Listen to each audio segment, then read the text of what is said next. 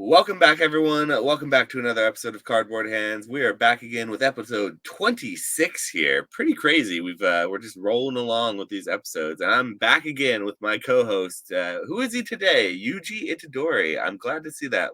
Welcome back, Retrospects. How you doing today, man?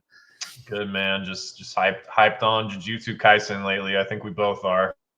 Yeah, I'm a little trolling about that because I love your name because I have been hooked on Jujutsu Kaisen ever since just about maybe 6 months ago when I finally got into it. I got into it really late. I know you were the same way with it, so we're kind of right at the same place.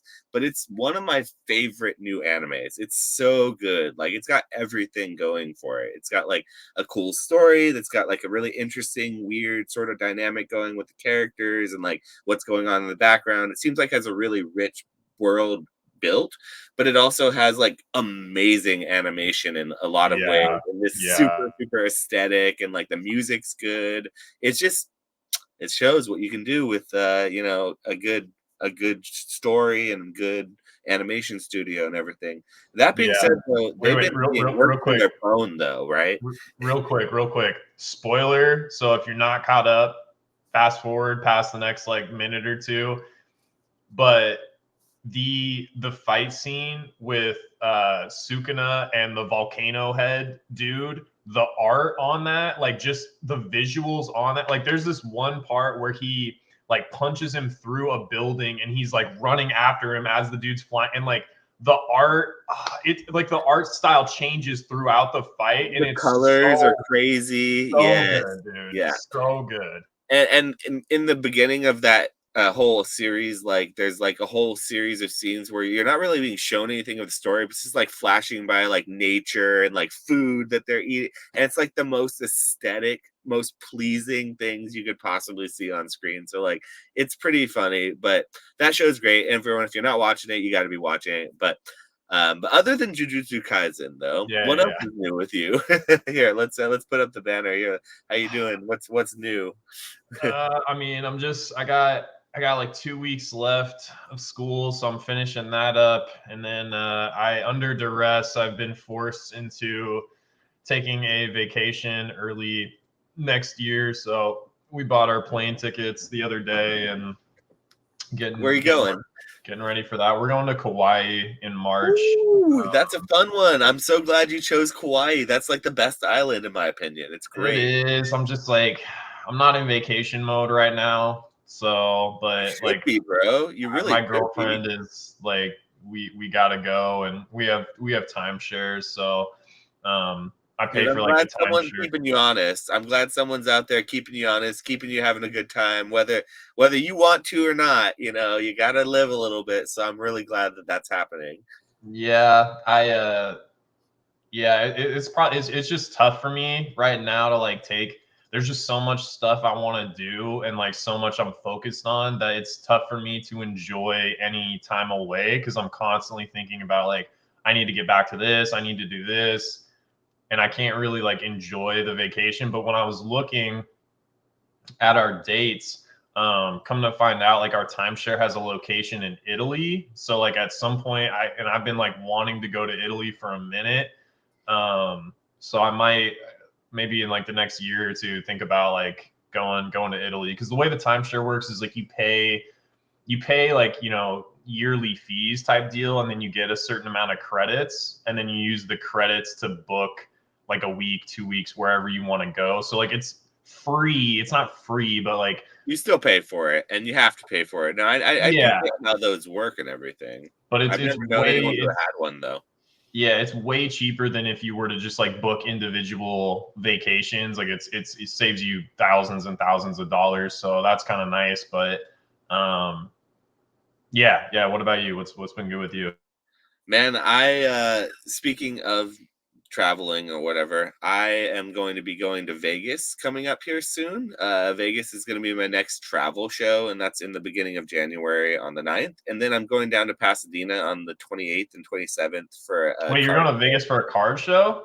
Yeah. Dude, you're going to print. Vegas is probably popping. That's what I'm saying. Yeah, it's going to be crazy. And then that same company is doing another one in Pasadena, which is like 6 hours away from me. So we're going to be going down there, and that's a day before my birthday. So I'm going to do 2 days before my birthday at the card show, and then I think afterwards, I think I may do like we may go to Universal Studios or something because it's down there. And we went there last time and we did a day there and we felt like we could spend 2 days. So we didn't do everything and it felt like it needed more time. So if I feel like it, we might do a day at Universal because it's like right there for my birthday. So that's kind of fun. I really like vacationing these days. I've never been a vacation person. I've always worked myself to the bone, like when I was working for other people and everything before the pandemic. And then the pandemic happened. I wasn't able to travel. It's like the thought kind of left my mind, like, oh, you can't travel. It's just you can't do that. But then as things opened up and I started doing conventions in this last year, as I was thinking about what I was thankful for during Thanksgiving, actually over the break, which happy holidays, everyone. We didn't see you last week because of the holiday, but hopefully you all had a good one. But what I was thankful for, what I was thinking about was how much I was able to travel this past year. I traveled more in this last year. I got on the plane more. I got in the car and drove 5 to 10 hours or more to more places and more frequently. And I had more fun doing it. Stress, yes, but more fun doing it than I ever had before in my life. And I was just thinking to myself, like, how thankful that I was able to do that with my what I've been doing lately with like going to conventions and selling, and it's basically a part of my job now. And I'm not at the point where I dislike traveling for my job because I don't do it so much. It's like, once a month or something I travel maybe, and it's not so much that it makes me hate it yet, but it's enough that I'm thankful for it, and then when I get home, I'm thankful to be home. It makes me not hate where I'm at. So I'm a big advocate these days of actually taking a little bit of time, especially because like I know you and I, because if you're like me and I know you work more harder now for yourself than you ever did when you had a single, one whatever normal job, if you ever even ran the normal job route. I don't know if I've known you I ever to have that. that's So you that's got to take time. That's my point. You got to take time a little bit once in a while for yourself, and it's okay to immerse, travel a little, work, mix work and play. Are you driving to Vegas? I haven't decided yet. I don't think so because I bought my ticket because it was so cheap. The flight was it was $75 per person, so it was like under $200 for me and my fiance both to That's fly cheap. there. Yeah, That's so cheap. well, I bought the tickets, but I had the intention of maybe canceling them and driving because I could bring a lot more, and it's only an 8 or 9 hour drive, so it's kind of like, I don't know. I'm thinking Yeah, I about. mean, you could, well, because what you would want to bring like sealed product and stuff, like boxes and packs and stuff. I'm gonna bring that regardless. I always ship that stuff to myself to the hotel before the show, and that's how I get that out there. But there's a lot of stuff that I wouldn't ship that I could bring more if I didn't need to ship. Like I have Loungefly bags, like a lot of bags. Like my name selling bags on eBay came from the fact that I also sell Loungefly bags. My fiance has a huge collection of old ones that she's liquefying that I'm helping her sell through. And I like to bring those to conventions because they're really shitty to ship, but they're really great in person to like catch your attention. They have like Disney characters that are colorful. They get like, girls to come over, guys to come over that like the characters that are on them because they're like up on a big shelf. They hang, but I can't realistically ship them to myself because they're expensive and they don't sell that quickly either. They're kind of hit or miss. I sell maybe 3 to 5 per show. And so it's not worth shipping a whole bunch out just to sell 3 to 5 of them. But if I bring a whole carload of them plus all my other stuff, I'm not paying any extra to ship it. It just kind of makes it worth it to bring. I can bring an extra shelf, something to set up behind me, so it just makes a little bit more sense to drive when you want to bring a bunch of stuff. Whereas if I ship it, I'm going to ship one box, one really big box. I'm going to send only the stuff I really need.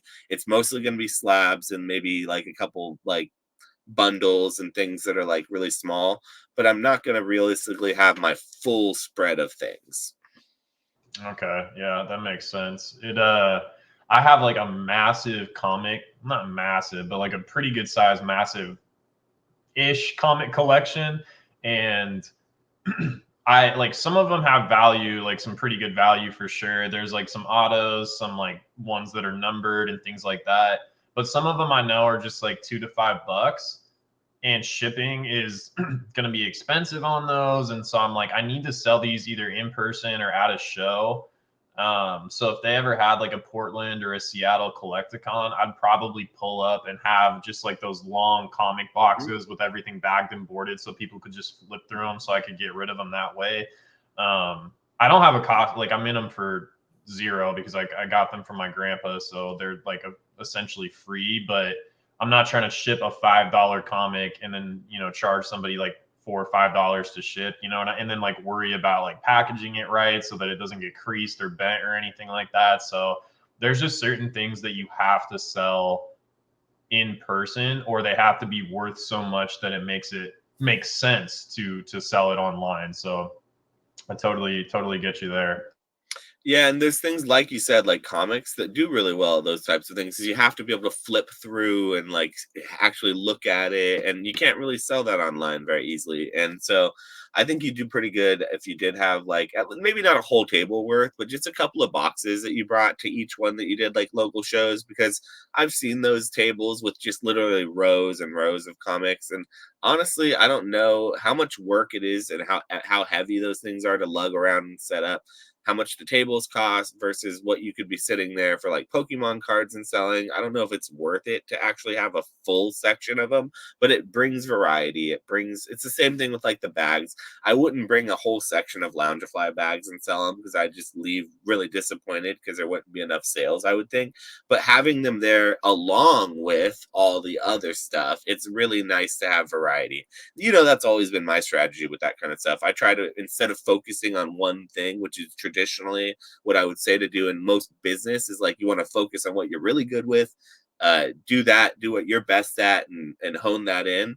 With shows, I'm more of a jack of all trades. I find that if you focus too much, you'll miss out on a huge section of the market just based on the RNG, the randomness that is associated with those types of things.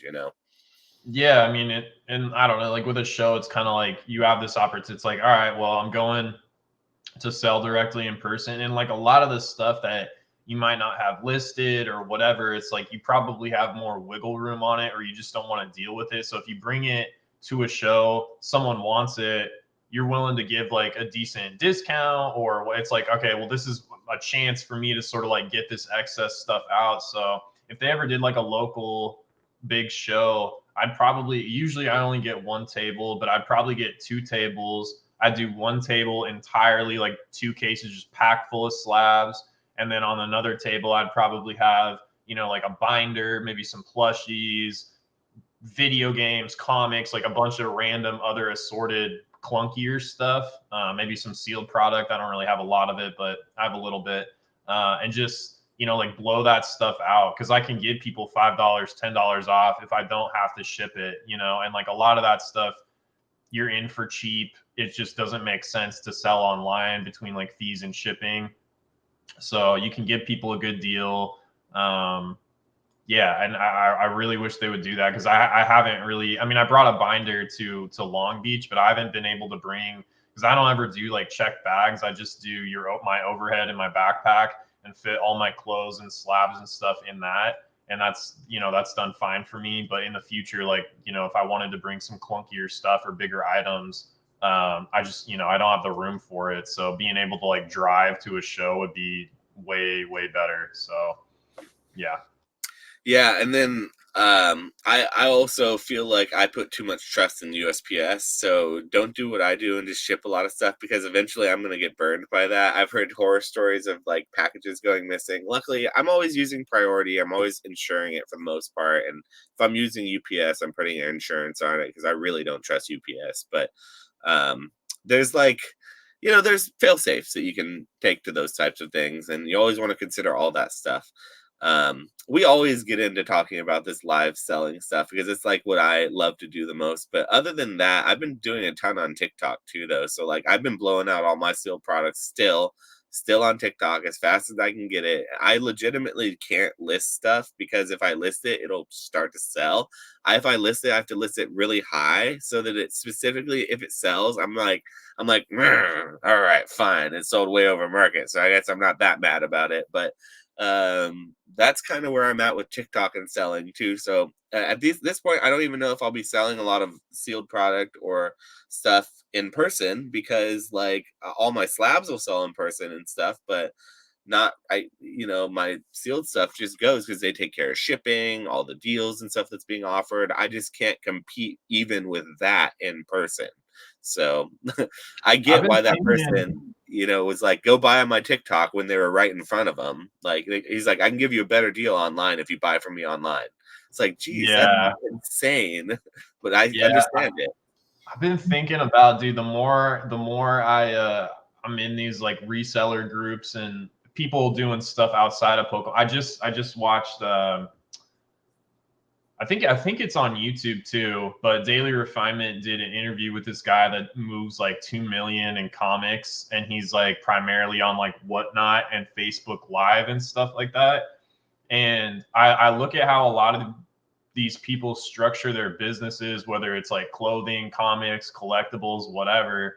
And I mean, these people are printing ridiculous, and it's a different model in the sense that it's extremely high turnover and sometimes low margin. But when you start plugging things into like an Excel model and you look at like turning your money over weekly to make 8% versus waiting 3 months to make even 500%. I mean, you're like out competing that 500% by it's like when you plug in and you look at the math, it's nuts. And so even to net 5%, even to net $1 on something, but constantly turn things over daily, it's wild. And so I've been thinking about, I'm not exactly sure how I would do it because there's certain things that I'm not going to put up for like dollar auction, right? Like I'm not putting up saucy niche Japanese promos in PSA 10 but there are probably items that I could find. I could probably do sealed product and make slim margin, but do extremely high volume in between the crazy turnover, the credit card rewards, the things I'm netting. Because it's like you could sell sealed product and break even on a year and and just on credit card rewards alone, like net, $100,000, right? And completely just break even on all your product, never make $1. So when you start getting into those like extremely high volume business models, it's very enticing, but then part of me is like, I don't know if I have time for that because I A lot don't of do this work. full It's a time. Like I'm lot. doing, Yeah. I got school and other things going on, but like I am thinking about just different ways to scale my business next year. I'm probably gonna make a video here in like a week or so, just showing my numbers over the past year and talk about like what I've done right, what I've done wrong. But it's just inspiring, man, when I see these people like build just these insane business. I mean, there's another dude he's like one of the biggest video game sellers on eBay and Amazon. He lives in like a town with like, 700 people or something crazy. He sources all of his inventory online. It's That's nuts. Like inspiring. So it's that's really inspiring to me. The fact that he doesn't have to like leave, he can do it. That shows do it that all like from his literally house. anyone can do it. All from his Literally. house, dude. That It's should inspire crazy. anyone when they hear something like that, I feel like. Yeah, there's just so much money to be made out there. You just really have to like be passionate about it. You got to figure out what works, and you just got to like continually try new things. And I think it's interesting too because when I hear of these other people from different niches talk about Whatnot, it's just completely different because, and part of it might be the dynamic of the item too, right? Like with comic books, this dude is selling like the comic book. There's no like, oh, I'm gonna cheat you out of a pack. It's like if this is Hulk number 197, it's Hulk number 197. There's no like, oh, I did a swapperoo switcher. Like there's none, you know what I'm saying? So like when you hear these other businesses talk about like Whatnot or other live selling platforms, the whole scamming side of it doesn't really come into it because I feel like that's been most prominent in TCG because packs and mystery bat and like all that sort of stuff is easy to like cheat people on, but you can't cheat people on like a pair of Levi's jeans. You know what I'm saying? Like you hold up some Levi's jeans, you're like, oh, okay, this is Levi's, this is the wash, their size 32 or what. Like there's no swapperoo or, oh, I moved this on screen and I actually gave you like a pair of fake jeans. You know what I'm Well, saying? I Like mean, you could, for sneakers, you could, like, if you sold someone like a pair of nines, you could swap out another pair of nines that you had back there, and it could, maybe that pair was like had a little rip in it or something. I don't know, maybe it was. So there is, I'm sure, layers, but it's not as prevalent as like with a trading card or sort of thing. Yeah, so it's just interesting, and like I don't really have like any sort of following, so it's also like building up your following and things like that. Like I got asked to do eBay Live, and I said no because I didn't have.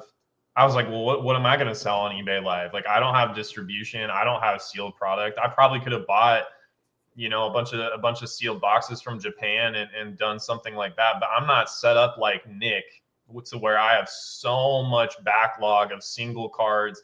Because that's the thing too, is like at least how it seems up front with a lot of the eBay Live stuff is you have to like lose money to make money. And I'm not really interested in doing that. And I'm not at a point to where like I need to do that, right? Like I'm doing just fine, like not losing money. So yeah, there's one day a year that I don't sell any products. Do you know what day that is? It's Black Friday, baby. It's Black Friday. Okay. And that's like, because it's the one day a year that I would sell all my shit like 30, 40, 50% lower if I did. Just to compete, I would have to, sort of thing. So why would I do that one day a year when there's 364 more days of the year where I just sell it normally? So I lie about that. I sold a couple things, but it wasn't due to sales or anything. They just sold naturally on Black Friday. I didn't like deactivate my sales or anything. I just don't list things for sale on Black Friday because what's the point? But for that same reason, you know, that video game guy, like something he's talked about a lot too is he would straight up just buy video games on Black Friday and then wait like a month and turn around and sell them on Amazon for full price. Like the new Call of Duty that comes out, or the like whatever the new popular games, you just go to Best Buy, go to Target.com, max out as many as he could buy them for $29.99, wait a month, turn around, sell them for $69.99.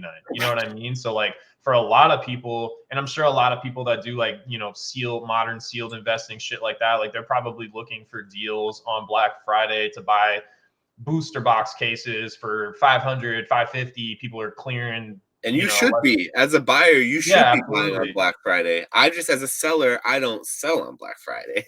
No, I agree with you. The only thing I did is, and I've been running this coupon anyways, is like I think I do 5% off if you buy 3 or more items, and then there's no like cap to the saving. I mean, I don't have any like $10,000 items or anything like that, so it's not like I'm losing anything crazy, but and so I just called it, like this time when I ran the coupon on my eBay store, I just called it Black Friday. Yeah, but it's the same coupon I run all the time. You know what I'm saying? But I'm not doing 50% off. Like that's wild, dude. Like excessive. Like why? Why do businesses? Is it just like a culture? Is it like it's expected, and is there so much backlog of some of this stuff that it's really worth it? I mean, on like outside of Pokemon, it's definitely. There's definitely like a lot. I mean, margins are really good. Like, I don't want to get too, you know, financy with it, but people are not super happy about prices, even though like inflation is maybe coming down month over month. People still are used to, oh, I used to go to in 2019, I used to go to Costco. I could buy everything I needed for a month for like $250, and now it's like $500-$600, and people are like not happy about that. But if you look at corporate profits, and then they came down a little bit and they're starting to come back up. But if you look at corporate profits, even with the pandemic, even with the supply chains, all that sort of stuff, corporations have like increased profit margins, even with all these like other, you know, issues going on and things like that. So they have a lot of margin built in. They can afford to sort of dump stuff. Another issue might be like certain retailers, because things were so backlogged for so long and they couldn't get items, they over ordered.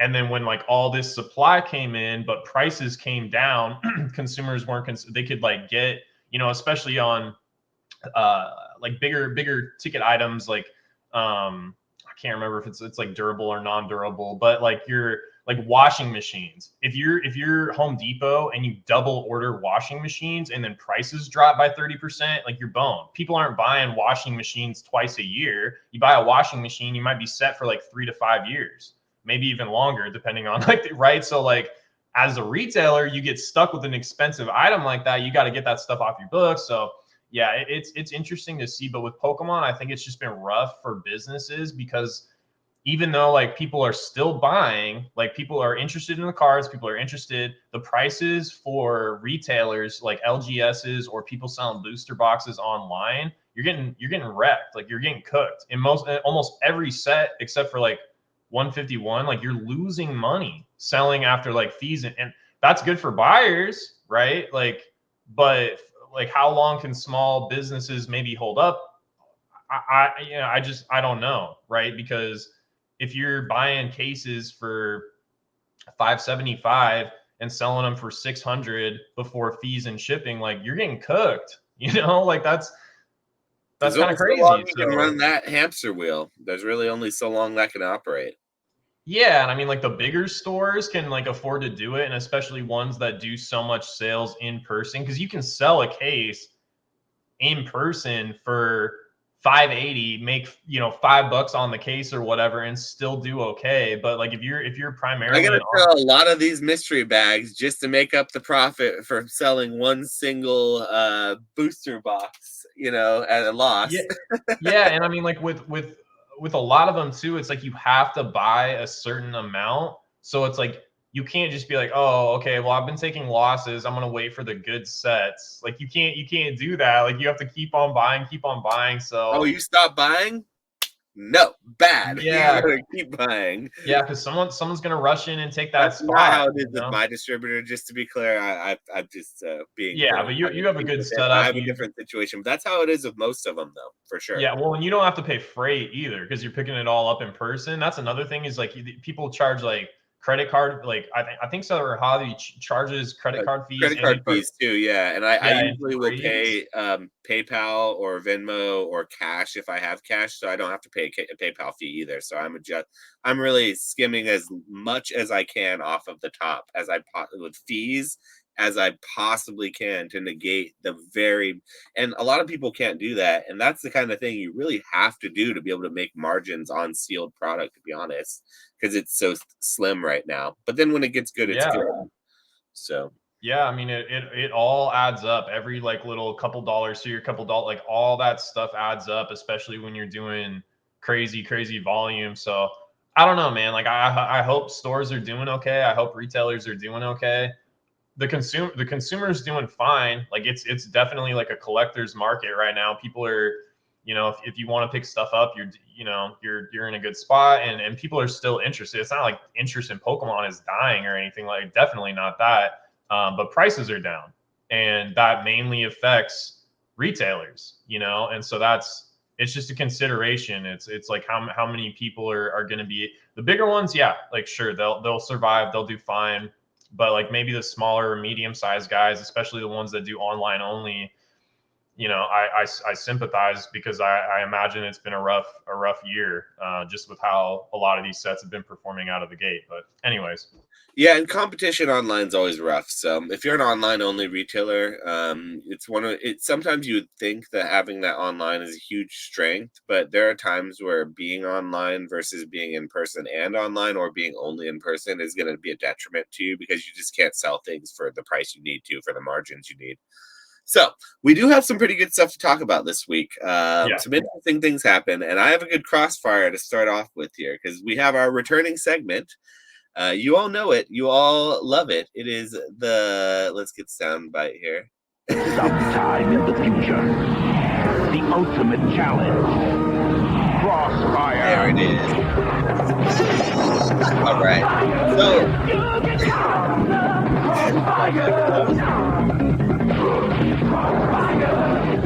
you changed the banner to Crossfire on perfect time, like right when he said it. You put the banner up. That was kiss. it's so 90s, like 80s, 90s, like in that time period. It is Bro, just you were cringy. hyped. You were hyped. Do you remember those like, not to get too, but do you remember those? It would be like this, and it would be like, order now, and we'll give you like twice or we'll give you an extra thing. And you were just so hyped. You're like, Mom, you need to get on this phone right now. It's $19.99, and if you order right now, like you get 2 instead of 1. And like, man, they had people in a chokehold. I remember all that stuff. They knew what they were doing with the commercials back then. I mean, they still kind of know. They're still pretty good with the commercials, but like their commercials were top notch in the 90s. And I definitely, without a doubt, had one of those Crossfire games under my tree as a Christmas gift. I am that old, so I will date myself there and I'll say I am that old to say I had that game, Crossfire. So this, I forget who went first last week. Was it me or was it you? Because we've been kind of going back and forth, but I have one, a pretty good one. So if you got a good one, you can go first, or I don't care which way. All right, you go first. Mine's. I feel like yours are a little more lighthearted, and mine's always like, I'm gonna get Josh to think about, like his life, and it's super like existential. But I don't know. It's good. It gets a little deeper, and Okay, that's yeah. fair. That's fair. Mine is gonna be fun. It's not like heavy or anything, but it's a little bit more philosophical. I tend to use these Crossfire things to go into a topic that I find to be a little bit more less in Pokemon and more philosophical or more breaking into something else. So I'm sort of toying with this question because it's a question that I want to ask on my trainer spotlight that I haven't been asking in the past, but I'm gonna start integrating it in. And I want to ask you because I don't know if you'll have a chance to get on that anytime soon. Because traditionally, I don't usually do them with my podcast co-host because we talk so long and so much already. It's just like kind of redundant to have another 2 hour, So I want to ask you this here. So I think it's a good opportunity, and it'll be a good chance for our audience to see a new sort of little potential segment for my other podcasts. So Dungeons and Dragons. You probably know of it. I don't know if you ever played it, but you're at least familiar with the concept. In the game, it's an RPG and a role-playing game. And so it's a stat-based game where you're assigned 6 main stats.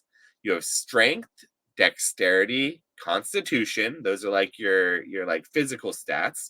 Then you have intelligence, wisdom, and charisma.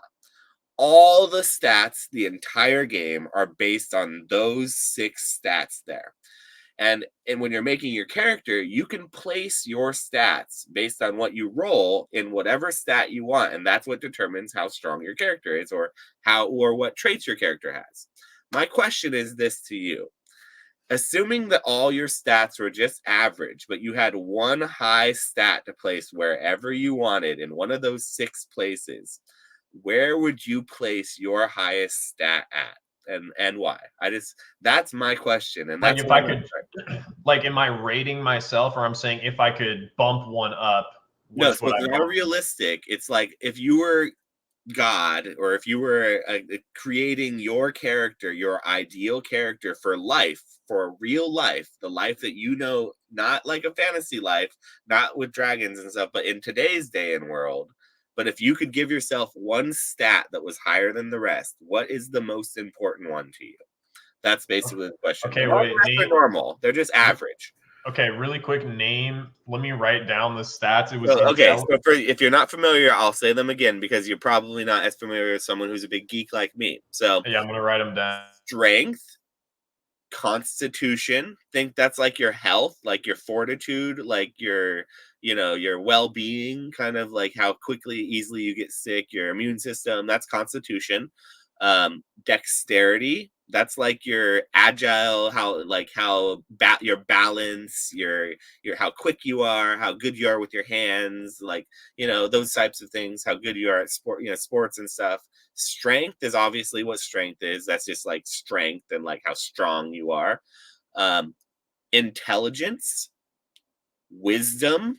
So intelligence is like book smarts, like a smart professor. Wisdom is like street smarts, like it's kind of like it's wisdom. It's not you should know the difference between those two. And then there's charisma, and charisma is like it's not just looks, but it's also like how you are with people, like negotiate. Bonnie's charisma, baby. So what are you going with out of all 6? I would say, like, if I had to rate myself like today, No, I would not say, rating yourself as you are, but if you could make a new character oh, if I for could yourself, make a new character. yeah, and use it in Okay, life, okay. what do you think? Like, What would you so like, yeah, and I'll tell you afterwards, like an example that I used with my fiance because that's how the question came up. I would say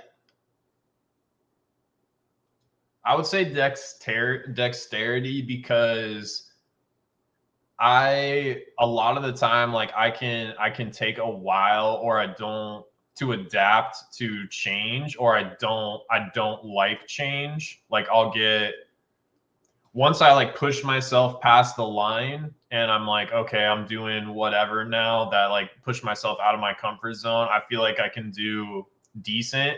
But getting to that point takes me longer. And that's in life, business, whatever. Like, those types of things tend to take me, I'm very cautious. Like, I played like sports a lot when I was a kid, super athletic, but like, I've never broken a bone. You know, I had friends and cousins and stuff like that that were like jumping off roofs and doing all sorts of like goofy, stuff like that. And that just was like never me. I've like always been a very cautious person. And I think if I had more dexterity, like, I don't know, one of my favorite sayings is like, the flexible tree survives the storm. So if I was more quick to adapt and like less stuck in my ways, or wasn't as worried about stepping outside of my comfort zone, I feel like that would benefit me, yeah, in a lot of different ways. So I like that answer. That's a cool one. It's different than how I went with it, and it's also different than how my fiance went with it. How when I asked her, because the whole question came up because, like, we play a lot of D&D. My fiance and I, our relationship, we were in a long-term campaign for a long time when we first got into the relationship. So it's based a lot on nerd stuff, and we finished the campaign. So we talk a lot about D&D and stuff. It's kind of a thing in our life, but I asked her that question because I don't know how it came up, and she said the same thing you did, dexterity. She's like, and it was funny because she said it because she's never been very like dexterous. Like she's not very she's not doesn't have good balance. She drops stuff a lot. She's not very quick about things. She's a little slower, and she was thinking about it like, I wish I could go through life and not be clumsy or be quicker to adapt or be, a little bit not so, and she's like, that's something I've never had. And I always thought she was a really pretty and, charismatic person because my answer was charisma. I thought that I would like to have charisma. That's what I want to have in my I life. think you already have charisma, dog. Like, you built up like a good following on Whatnot, and like, you're a goofball and everybody knows you. You know, you're wearing the hats and stuff. It shows, and people recognize you. Like, I think you're charismatic. You might not be like a Chad, but you're. But that's it's just funny what people value is my point. Like, the thing Yeah. that it's like, I personally, I do value, I think in life, if I could get by with just one thing higher than the rest, I think for me, I could get by being really weak. I could get by being really slow or really dumb or even really, not smart. But if I could get other people to help me with charisma, with my convincing other people to help me do what I couldn't do, then I would do just fine. And that's kind of where it went. But that's my crossfire this week. It's going to start being a new question in the trainer spotlights for anyone who comes on those in the future. I think it's a fun kind of like playful question. People take it a bunch of different ways and everything, but I hope you enjoyed it. I enjoyed your answer, so thank you for Yeah, that. it was good. On the charisma thing, like, I don't know, like, my girlfriend was saying it too, and I don't know, like, if people that have been in like Discord calls with me and stuff like that, like, I'm a lot more outgoing. I'll do funny voices, you know what I'm saying? Like, cracking on, different YouTubers, or different, I don't know, man. Like, I like making people laugh, and I feel like in person and in Discord calls, like, people have seen that side of me, but on YouTube I'm more reserved, and maybe that's because I'm like self-conscious maybe with how I present myself on YouTube or whatever. But my girlfriend was just like, you need to put more of your personality into like your content and stuff like that, because, you know, people would really like it. And so I kind of agree with you a little bit that like, I wish I put more of that out there. So, you know, It's always, there's always room for self-improvement. That's kind of part of the question too, is it sort of makes you reflect a little bit about your strong characteristics that you have already and the ones that you wish you had maybe, and then you can kind of reflect on that a little bit. And that's at least how I took it, and I think it's a fun kind of thing. That yeah, being said, though, we're going to be taking this podcast, and if you guys haven't noticed, we've been trying to do it kind of weekly and stuff. I personally am a lot more motivated to kind of get this off the ground. And speaking to your charisma, I love your voices that you do. So we're going to be trying to get that out of you in the podcast. And as people have been noticing, we've been talking not just about Pokemon. Obviously, it's still with the background and with our specialties and what we sell most of. It's a TCG and a Pokemon heavy podcast. But I would really like for this to really grow into sort of a more dynamic, more not like a everyday kind of like a lifestyle podcast, but something that does encompass more things. I hope that someday we can talk about maybe not politics, but current events, and have that sort of a spin and have enough of a following and people that actually like to hear it. And we have some fun like little sound effects and segments and like, you know, a little explosion when Crossfire comes on, something like that. So like behind the scenes, I'm going to be doing even more work. We're currently working on it, and hopefully that shows for those of you watching. And like we just really appreciate you guys. And like that was another thing I was really thinking about, what I was thankful for over the holiday. It was like I am very thankful for the pretty robust following that we've been able to sort of accrue here. Like we get a solid like 600-700, close to 1,000 views on a lot of these podcasts, and that's honestly really, in my opinion, very impressive, because we're just two dudes just talking about what we love, you know. And it's sometimes three dudes, and sometimes, you know, Thrifty is on here, which shout out to Thrifty. I haven't heard enough from her lately, so hopefully she's listening and we can get her on another live sometime in the future, because, you know, I miss her. But yeah, yeah, it's no, 100%. I think the consistency has been good. People seem to like it. You're always going to get like your haters and your negative, you know, people and stuff like that. But overall, it's overwhelmingly positive for sure. And I think, you know, like we don't really have an agenda. Like we're not promoting anything. Like we're just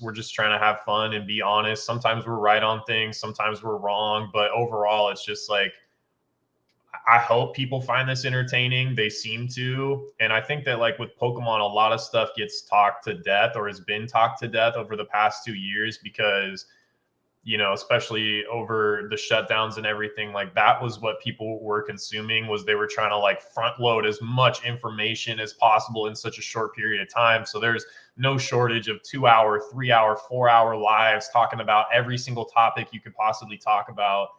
And so just incorporating the fact that like we're just regular dudes, like we like talking about anime, we like talking about what we're doing for vacation, family, different things like that. I think that that's maybe like refreshing for people. And, you know, let us know in the comments how you feel. But I think the flow has been really good. So I've really enjoyed adding these segments too. Speaking of which, I want to hear your Crossfire question. yeah. But yes, I think that it's been good. The consensus is good. The improvements we made have been helpful, and I think that the little bits that we can add on, that keep on adding on, will continue to probably improve. So I'm happy to see that. But no, I want to hear now your question that's going to dig at my soul and make me think. And make me probably go cry a little bit after this, but you know. Hopefully no tears were shed in the making of this podcast. But my question for you, and your answer can't be, I wish I bought more in 2019 pre-Logan Paul. That can't be your answer.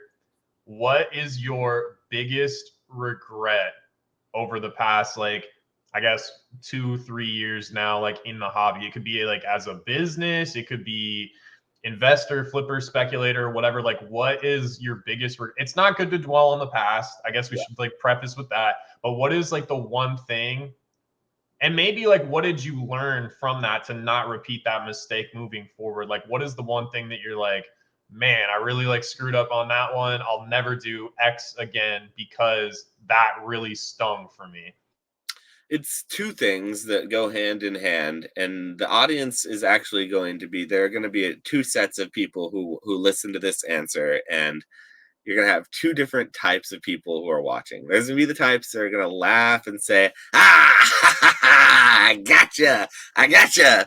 And they're going to be happy to hear me say this. But they should also be those that know that they should know me, that I'm the type that will be honest when I am wrong, and I will be upfront about it. But I'm also the type that will die on a hill for honor for no reason, and it will always For honor? yes, for the sake of not just for the sake of it, you know. For I'm the kind, and we I joked about this. I'm the type that if we were in a sword fight and you tripped and dropped your sword, I would probably stop and let you pick up your sword and continue the fight, and then you would then go and skewer me through because I stopped and let you, and I would be thinking that I would do it because I was trying to be like, and I was like, oh, it's not a worry, I'll still beat him, but in the end, it would be my downfall. So this is one of those situations. But I hated grading cards when I first got into the Pokemon hobby. When it was booming in 2019, before the pandemic, I was strictly a binder collector. I strictly liked opening Hidden Fates packs. I liked going back and getting my binders for my old WotC stuff. Grading cards, still, it wasn't really huge in 2019. There were people doing it, but it wasn't booming like crazy. So I was very anti-graded card sentiment. Of course, like I was watching Leonhardt, I was watching all the channels that did graded returns. I thought it was somewhat interesting. But then when Leonhardt lost his first edition Charizard that he sent to PSA in the mail during the shutdown, I was like, and that's why I don't send to PSA, because I was still under the boat that I was worried about sending my cards to a company because I wasn't regular at doing it. I was still a newbie in the hobby for grading. And so I strictly let my bias against putting cards in plastic, because I was also a player who was coming back to be a collector, but I still had those player roots in my collecting hobby. Like I wasn't playing anymore, but I still looked at it as a card game, like I still do. And so I was letting my bias against graded cards in the beginning of the pandemic, when I should have been grading cards, all my awesome Hidden Fates cards, all my awesome modern tag teams I was getting in great condition, pulling and stuff, should have been grading them. I just strictly didn't. I sold them raw on TCG Player. I sold them locally. I didn't even look at graded market. And the same could be said that is true for the Japanese market at that time. I strictly did not like Japanese cards. When I was younger, I did not like them. I wanted the English cards. I thought they were interesting because they were always ahead, you know, a couple sets ahead of us. So I saw some things I didn't see in English, so I thought that was cool, but I didn't like that I couldn't use them. So I didn't like Japanese cards. So I strictly stayed away, even though it's cheap as hell. And it was so bad as my fiance didn't have that bias. She would be buying cards with me online, and she'd be like, hey, look at this Japanese version. It's like $40 when the English one's like 120. Like, let's get the Japanese. And I'd be like, no, I don't like it. Let's just buy it more. I know that's more expensive, but I really don't like. So Beyonce is the Warren Buffett of the relationship. She was smart about it, and like and she had no bias or not bias towards it. She was just looking at it like, hey, we want to enjoy them, we're just opening them anyway. We weren't even selling them much at the time. So like I let my bias towards the thing that I didn't agree with and didn't like, even though I knew I was watching Leonhardt grade these cards, seeing these big values, seeing these all of these things. I knew it was worth it, you know. I didn't do it though. And so for the longest time, I didn't grade cards until I think it was until after the shutdown, until they opened back up. PSA opened up $30 grading per card is when they opened it. Or no, I think it was $60. It was 50 or 60. That's what it was. And then it was 30 after that. It was that turn that I started grading my first few cards. And they were really high-end cards. Like I started grading Meiji cards, really niche tops cards, really high-end, like cool stuff that I knew was worth sending at that high. Because then I knew I was on Whatnot at that time. I was breaking packs and I was seeing graded cards selling other people and stuff. And then I started sending the CGC in the beginning because they were really quick turnaround and PSA wasn't open. And I started grading cards. And that very quickly opened doors to me that I never would have had. That if I would have just earlier on just looked and not been biased and not let my bias get in the way of me, my success, my own success, I probably could have done a lot better with graded cards. I would have been selling $900,000 Pikachus and Eevees just like Dan. I'd be in Dubai just like the rest of, all the other Pokemon Radar and all the other big timers who were selling those types of things at the time. But instead, I had this like moral high ground against graded cards. And I was like, no, I don't see the point of it. I personally don't like it. So I'm not going to sell it because I don't agree with that, even though I should have. And I had all the ability to. So the same thing is true of Japanese. I still live on that. Okay. I still, on to this day, do that to my own detriment. I don't deal in the Japanese market because I'm not comfortable in it, because I also am not confident in it. And I would say it's because some of those same biases that I still hold. And I should take my own advice and probably start much more heavily investing into the Japanese market. But it's just like, man, it's so inflated still. And it's just still, I see nothing in it. So, I mean, that's part of it too, though, is,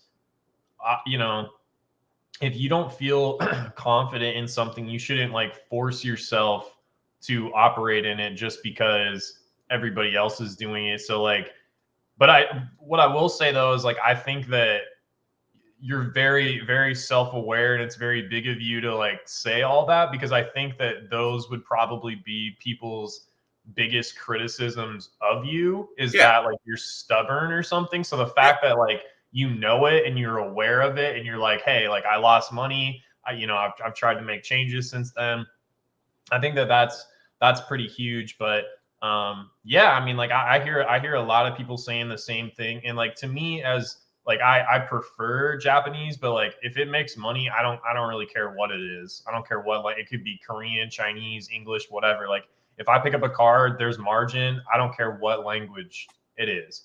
I can have my personal preferences for like things that I like or what I think has better texture or quality or like a more robust culture around it or whatever. But like I don't care, like if I had a plug that I could just get, shiny Charizard VMAXs in minty condition in English like every week, 20, 30, 50 a week, I'd buy it.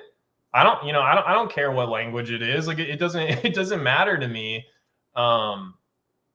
Yeah, so it's interesting, and like a lot of people still do. It's funny when I hear people say that like Japanese is inflated, because like when I started and kind of like,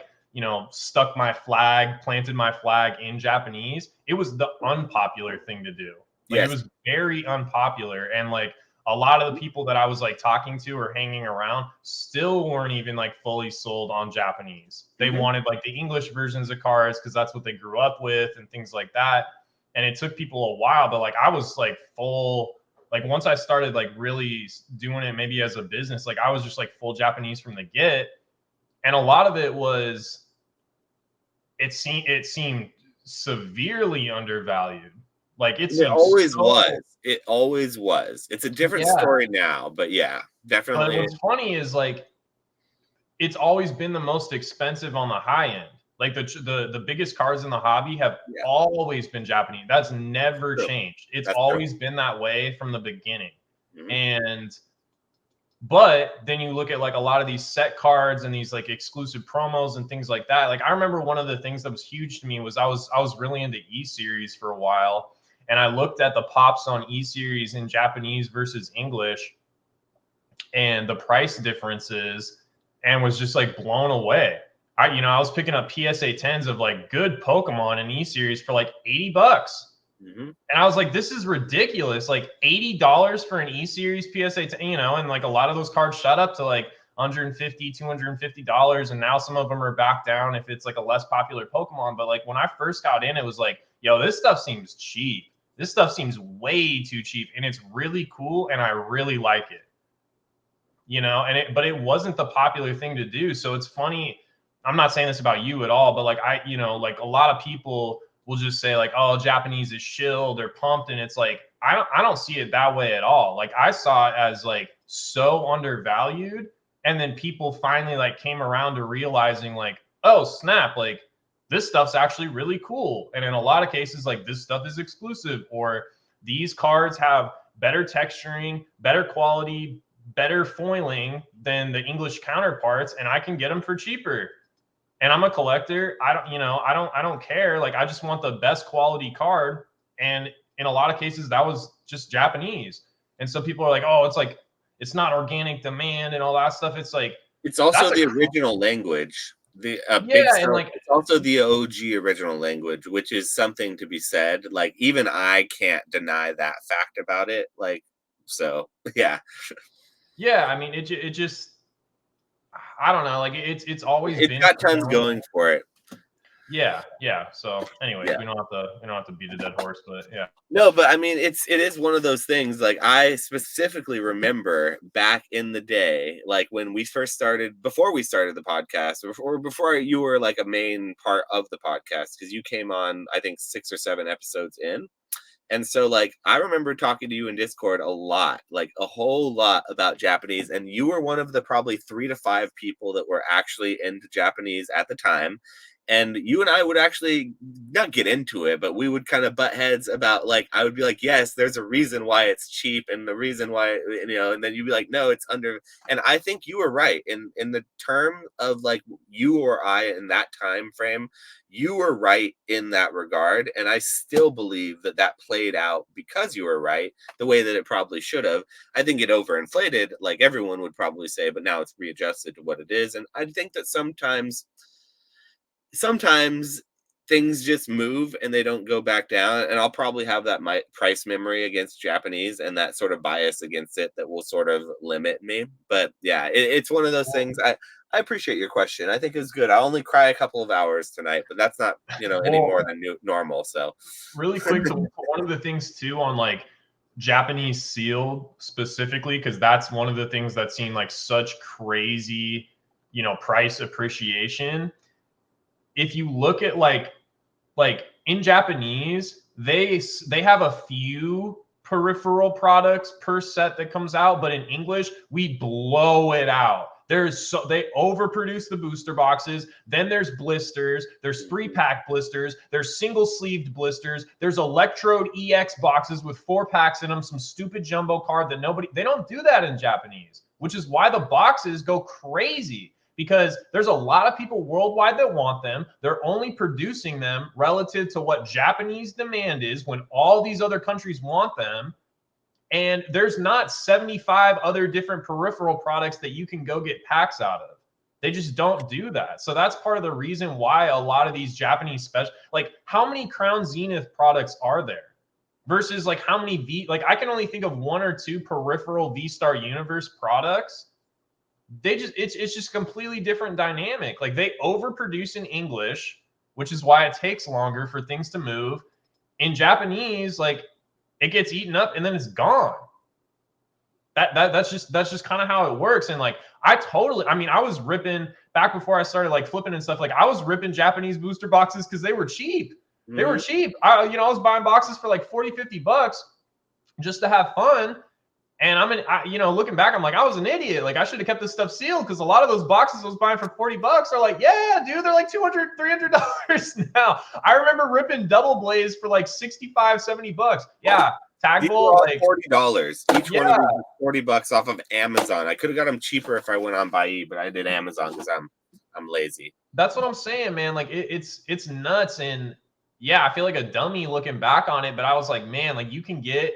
It's such a cheaper opening experience, and you're getting like, you get good hits per box. And yeah, man, it was a crazy time looking back. I mean, shit, I remember when Poncho Pikachu promos were like $800. Now they're like 4,000 or 5,000. You know what I mean? And it makes sense. It's like, you don't have to be a genius to look at it. It's like, oh, they're easy to get. And it doesn't matter. It's Pikachu full art wearing a poncho. It doesn't make sense to me, man. It doesn't make sense to me. That really doesn't. You can say it makes sense all you want, but the prices of those cards specifically don't make sense to me. And a lot of cards, not just those cards. You can't deal with them, though. I think the art's cool. I think it's Pikachu wearing like a poncho of like a bunch of popular. It's like Gyarados, Charizard, Rayquaza. Yep. All good things. Yeah, all good things. But how much are they worth now? It depends. I think they're like 3,000 to 5,000 depending on like which poncho it is. I think the Gyarados and the Magikarp ones are cheaper because that comes with like 2 in the same pack. Okay. But yeah, I mean, it makes sense. It's just crazy looking back on some of that stuff. And there's a lot of like Japanese promos that I graded that were like super rare, but I just like kept it pushing. And like looking back on it, like I don't regret not holding. It's like, what am I gonna do holding it? Like, ooh, I like would have doubled my money since then, but I probably like 10x'd my money since then by selling it. But I look at a lot of rare Japanese promos that I graded that I knew were hard as hell to get, and they've like appreciated crazy. And then that's another thing too, is like, I don't know if it's just a cultural thing, but like Japanese people have diamond hands, dude. And English, like Americans do not. Americans will dump. They see other people dump and they're like, oh my God, I have to get out. Japanese people don't care. They're like, I don't care if the last sold on this is $75. I'm holding at 100. It's a rare. Because we're in the market over here, whereas we don't see the dumps happen like we would see. Like so, for example, if you were in Japan as a Japanese buyer, you probably wouldn't see the English dumps quite like the English buyers see the English dumps and have access to them in the same way that you probably don't see the Japanese dumps as an English buyer as much as you would being in the Japanese market as a Japanese person with the ability, because people who are dumping aren't going to ship it overseas or look to sell it in all the most efficient markets everywhere in the world. They're going to dump it quickly and efficiently to their local markets, so I don't think you see it as much not being there.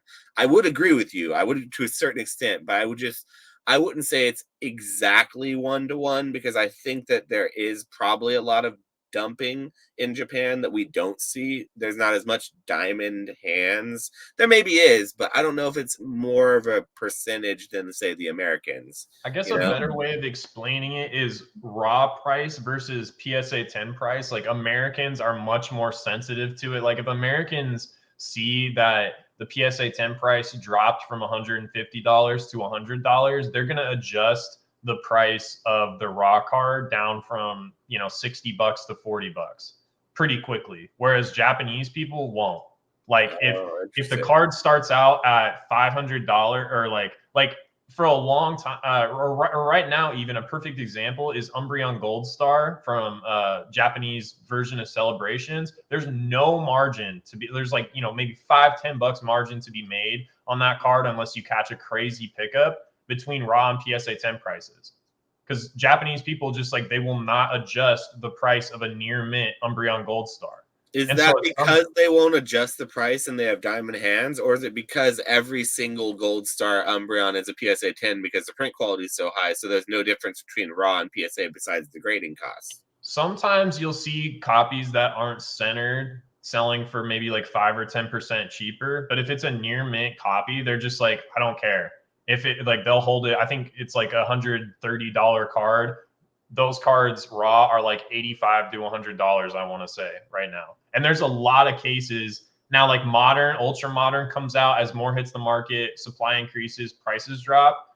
But on a lot of cards, especially like high end, or not high end, but like high demand promos and just high demand Pokemon, things like that, they just won't adjust. I mean, it's the same. I looked at the Mew alt art from it's called Fusion Arts in Japanese. The Mew V alt art, it's like $130 card, which is super cheap to me because the raw card is like $80-90.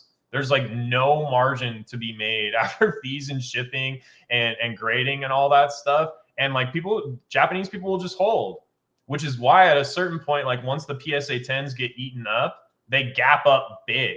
Because the raw card has been expensive for so long and they just won't change the price. And so at some point, the last cheap seller sells their last copy and then things gap up in price.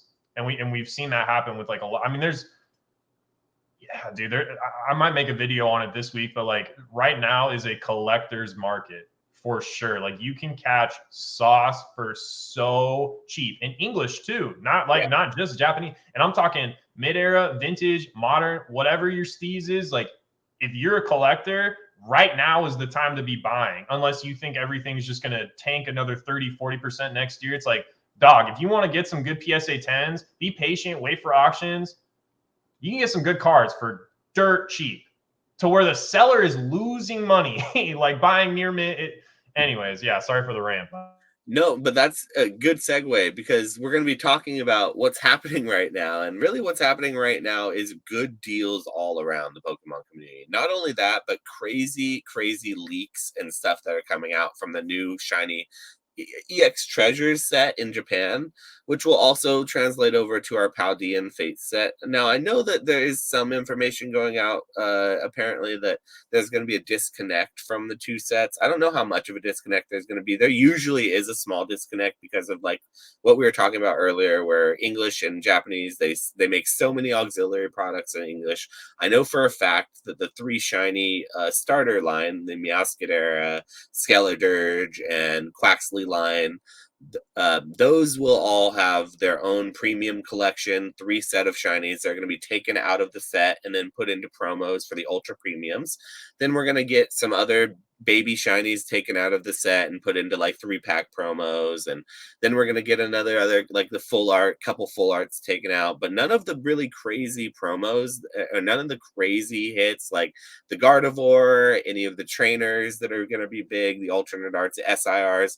No SIRs have been removed from the English set that I'm aware of yet. So that's actually really comforting to know that. And if we can get a set that actually looks like the Japanese set for all the SIRs and they don't take the biggest hit out and neuter it, in addition to, now this is going to be potentially new to you, Nick, but with Shiny Treasures, EX Treasures, and Paldean Fates, there is a large difference in the baby shinies. The baby shinies in Japan are going to be normal, like they usually are, with the regular silver borders, and the baby shiny, I think they have like a little weird texturing like they always do for the last couple of sets. But in English, there's something new. The English shiny cards, baby shiny cards, will have hollow borders, silver hollow borders in such, and texture in such a way that we've never seen a shiny set in English have. It's like they flip-flopped. Instead of giving the Japanese ones all the good borders, they gave it to the English set. So I'm gonna actually pull up in another Yeah, I haven't seen page. the leaks on the English. Whoops, let me get that up. So the English set, I don't know if we have actual confirmation outside of like leaks on Twitter and leaks on like, Can you make that full screen? is Like it not? take us out of it. Let me see. Yeah, Like I think there's a thing. Yeah, there you go. That way there we people can go. see a little Yes. better. Yeah. So, okay. So, for those of you watching now, if you're just listening, I apologize, but we're going to do our best to kind of talk through it as well as watch. But I'm scrolling into it, the stream, on the stream here, I'm scrolling into the Paldean Fates and Shiny Treasures EX Treasures from Poke Beach. It's the website that we use for a lot of our leaks and stuff. They do a good job at Poke Beach. You know, not all of the information is 100%, but for the most part, it's all pretty good. And they fix it when it's not usually. And this is a place we go to, or at least I go to for a lot of leaks and things. But this is what we're looking at for the Shiny EX Treasures secret rare shiny set. So let's see what they say. The secret rare cards from Shiny EX Treasure are now being posted on social media by Japanese fans. The set is officially releasing in Japan on December 1st. Most new cards from Shiny Treasure EX are expected to become a part of Paldean Fate set on January 26th. We previously reported on the box pull rates for this set. Let's see. So it says just keep checking back, but here we go. Shout out to Poke Beach. First of all, I just want to say, Nick, have you had a chance to see all this before we're looking into it for the first time? I have. I just looked at it last night, and I was pretty hyped, dude. Even some of the baggy Pokemon have fire arts. That Entei is sick. I wish they would have done Raikou. I don't know if they have, because we already got Suicune. Yeah. So it's like give us Raikou and Entei. But yeah, dude, like that's fire. Like that's a good one. Yeah, I mean, there's so many. Okay, so I was a hater on shiny sets before I knew of the alternate art shinies, and I was like, oh, do we really need another shiny set? You know, but But then, like, the shiny alternate arts kind of started. It got leaked that we were going to get those Charizard and the Mew. And I was getting really excited because I thought there'd be even more than that. And I thought we'd get like a whole shiny alternate art set with like 20 of them or something. Okay, that's not the case. But we are only getting 3. But the baby shinies, dude. Look at the Slowpoke. Yeah, the slow bro too with Uh, the like yeah, yeah, it's like good. the It's baby good. shinies, the Starmie, the Staryu. Like, Yeah, dude, like ugh. yeah. I didn't know. I didn't know I needed a shiny Staryu. I didn't know it, dude. And okay, we've already The had. Electrode and the Volt, yeah, dude, the Electrode is sick. I always like shiny Electrode. Pikachu, of course, first shiny, first baby. So we're getting. This is maybe a better shiny vault than what we got in Hidden Fates, and it's so Yeah, hard for dude, me. Abra and Kadabra are fire. I'm kind of The, bummed that they did the crappy like CGI Alakazam because dude, Alakazam baby shiny would have been bonkers, but the Abra and Kadabra are filthy. it's just like I don't know what people are gonna think about this. The Mimikyu. I mean, there's so many good baby shinies. I thought I was gonna be in the set for the regular, like the full arts and the crazy alternate arts and things. The But as they Lucario, dude, yeah, Riolu, the great yellow shinies, and a lot of these Pokemon they have fantastic shinies, like Sneasler, pink shiny is always great. I mean, the Sableye, yeah, yellow cool one. Sableye. Where are we? What are we doing here, guys? Like Pokemon is just smashing it out of the park. The cuteness. Snorlax, the Snorlax. These are they gave us 2 shiny Snorlaxes in so many years with the one in Chilling Rain and now this one. Like, it feels so good looking at these shinies. And then we get into the crappy full arts. I don't care about any of these Yeah, full those arts. are kind of bunk. The Mew's Yeah. cool, The but like everything Mew, else. yeah, I was gonna say. Okay, and then maybe the Wigglytuff's cute. I guess I like the green eyes, but Yeah, yeah. no, none of these do it for me. So whatever, pass.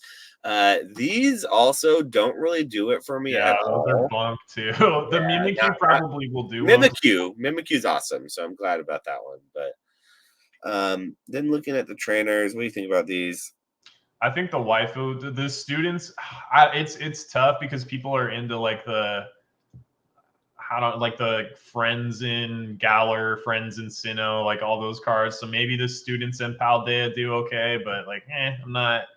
Judge is going to be good because it's a playable card. The judge that was full art in the trainer gallery before it does pretty good. So I think this judge will be okay because people like it for playing. That is. The Iono though, like the Iono is pretty cool. I like the Iono art a lot.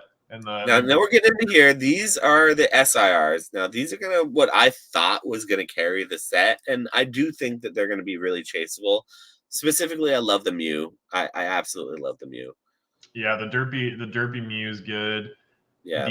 The Clive has good art, but like I'm not buying Clive. But yeah, that one's cool. That Iono is really dope.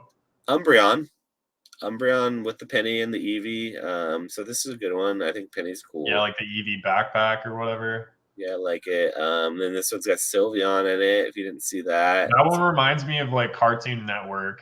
it does. It kind of reminds me of. It's like kind of chibi. It's kind of yeah. Or like Maple Story. I don't know if you ever played Maple Story, but that kind of reminds me of Maple. I like Psyduck just chilling in the corner. That one's sick. Yeah, I love that. I mean, I think this set's going to do fine. Like, I was a little bit worried about it when it was first announced. I was like, another shiny set. And now after and we've got the whole set released now, and these are the worst. The golds are so boof, dude. Yeah, so literally the worst. They picked the worst. I bet they look sick in hand, but like the Pokemon are so bad, dude. It's like you couldn't have put one pop. Like if they would have done like the Gyarados and the Arcanine in the gold rarity, that would have been nasty. But yeah, instead we get a snail and a fish. I mean, you're seeing this goldfish texture though. The texturing is different. It's kind of cool, I hope we get that in English. I hope it's that good. So, it won't be, but no, anyway. it won't. You're right. And God packs, return of God packs. So. Yeah, and so we knew the God packs were coming. It's gonna be like an all shiny pack, kind of like the shiny V or shiny, whatever the last shiny set was. I'm really excited about this. Like, I do think 151 is going to continue to carry most of the stores that can get it, like mine included. But I do think that this is going to sell really good. Man, look at the Oddish. Look at that. That's so cute. Yeah, I know the Oddish, Gloom, and Vile Plume are filthy. There's a Scizor too. I don't know what happened to it, but he's there. He's in the steel typing probably. They usually put Scizor in okay. steel typing. He's not grass. He's green. He should be, I think, green. Yeah, I thought maybe. Oh no, yeah, that's weird. Yeah, he's steel typing. That's why. Yeah, that card is sick. I always like the Hidden Fates one a lot, but it's a bummer though, man. Like I think the stuff I'm most hyped on, it seems like the stuff we're both most hyped on is the shiny vault, but I feel like they might be cheap cards again because that's what's happened with which is kind of a bummer. But that's the shiny vault is what I'm most hyped on. Like the full arts, whatever. But like, dude, some of those baby shinies are nasty. I hope they hold decent value. We'll see. There's so many of them. It's probably going to be like Shining Fates when it came out, in that like some like will be like 15, 20, some will be like 10, some will be like $5 to $7, and then they'll all get nuked depending on how much gets printed and how much of it gets eaten up. And like, you know, just like with the baby shinies, you saw that Suicune go from like $30 all the way down to like what it is, like $5 now or whatever. We'll probably see that. I think it is. It's below $10 now.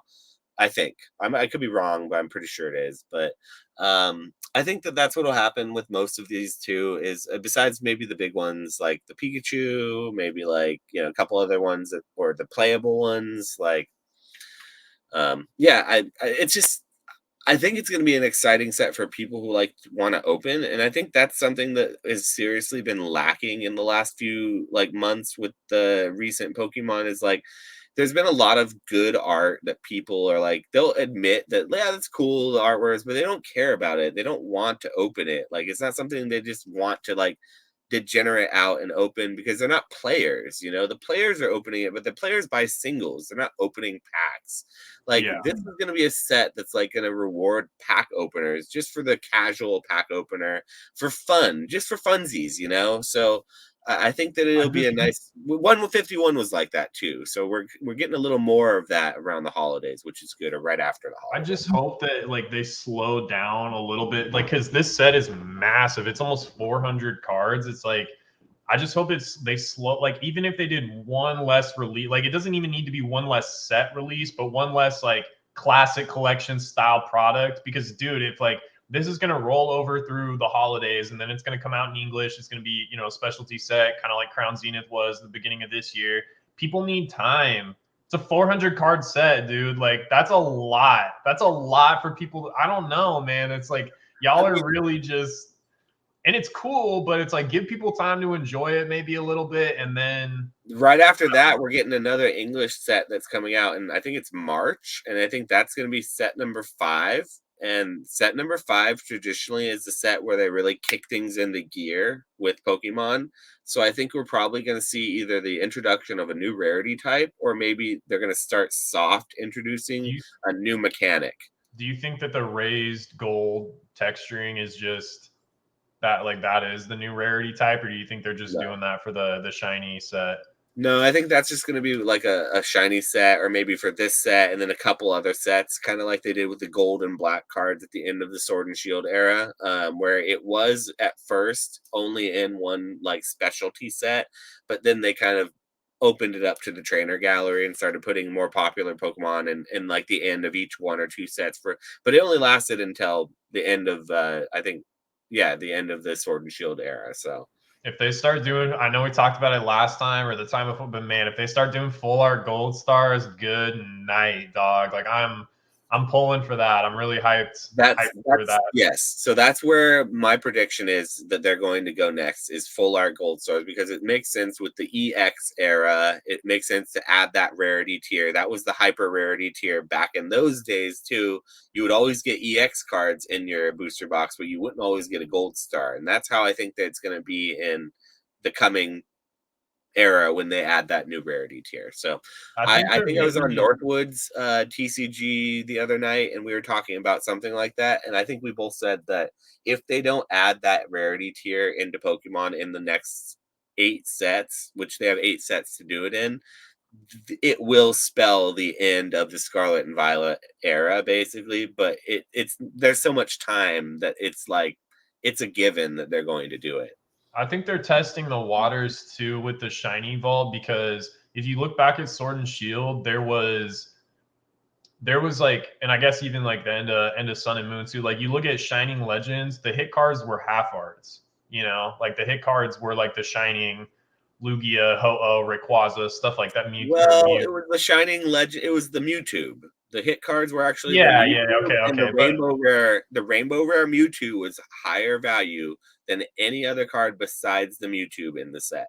So yeah, Rainbow okay, Rares at that that's time fair. were actually still what people were chasing. People don't like to remember that. Yeah, I guess what I'm saying is just like at this point, there's no, and then like they had the amazing rares in which people were super. I mean, obviously they fell off in price, but people really liked them, and a lot of people still It's something do. like that in set number 5. We're gonna get the return of, I think, Prism Stars is what I've heard rumors, and that's gonna be I of like the Prism amazing Stars. I rare. think I think they're cool. I Yeah, it's just that rarity tier though, where you get 1 or 2 every box though, so it won't hold great value. That's not the hyper rarity we're talking about. I just think bringing back like I think they might be testing the market a little bit to see like can we still get away with half art chase cards? I don't know. Like we'll see. But I feel like that's maybe what they're doing a little bit with the Shining Ball is just being like, are people still interested in these types of cards, or have we just gone so far with the full art textured wham bam craziness that it's just we're done with half art holding any value into the future. The Master Balls, I feel like, kind of showed that they can still get away if the rarity's there. They can get away with half art chase cards, but yeah, I mean, I don't know, man. Like, I like the crazy art too, but like, I look at the shiny vault, and I think the thing that I've liked and a lot of people have liked always about the shiny, it's just like it's simple, it's simplicity. The background has nothing going on, and it's just like a good drawing of the Pokemon in an alternate colorway, and it's just done well. Hmm. So That that's has always been their strength, definitely, and I don't think they'll move away from that. I think that that's what they did by they're not moving away from it by adding those like shiny alternate arts. They're just adding to it without taking away. So I think that's kind of what we'll see in the future. yeah. All I right. think it's also the nature of like shiny sets to have all those baby shinies now. It's like a tradition for them. It's like in Yeah, their that's fair. That's rotation. fair. And you see that with the name Hidden Fates, Shining Fates, Paldean Fates. The next ones will be XYZ Fates, whatever it is, Fates in the next generation. We get one every 12 sets. It comes at some point. It's always the same. It gives collectors like an anchor point, something to look back on. And it also helps boost the sets before that were like that people look back at afterwards. So I think it's just a part of their cycle too. So, is there anything else current events wise that we've kind of been missing here? I feel like we like with the TikTok sales, we talked about it. We talked about shiny Paldean or EX treasures or whatever the new shiny set is. The new set's coming out after that. Holiday stuff. That's pretty much the news, right?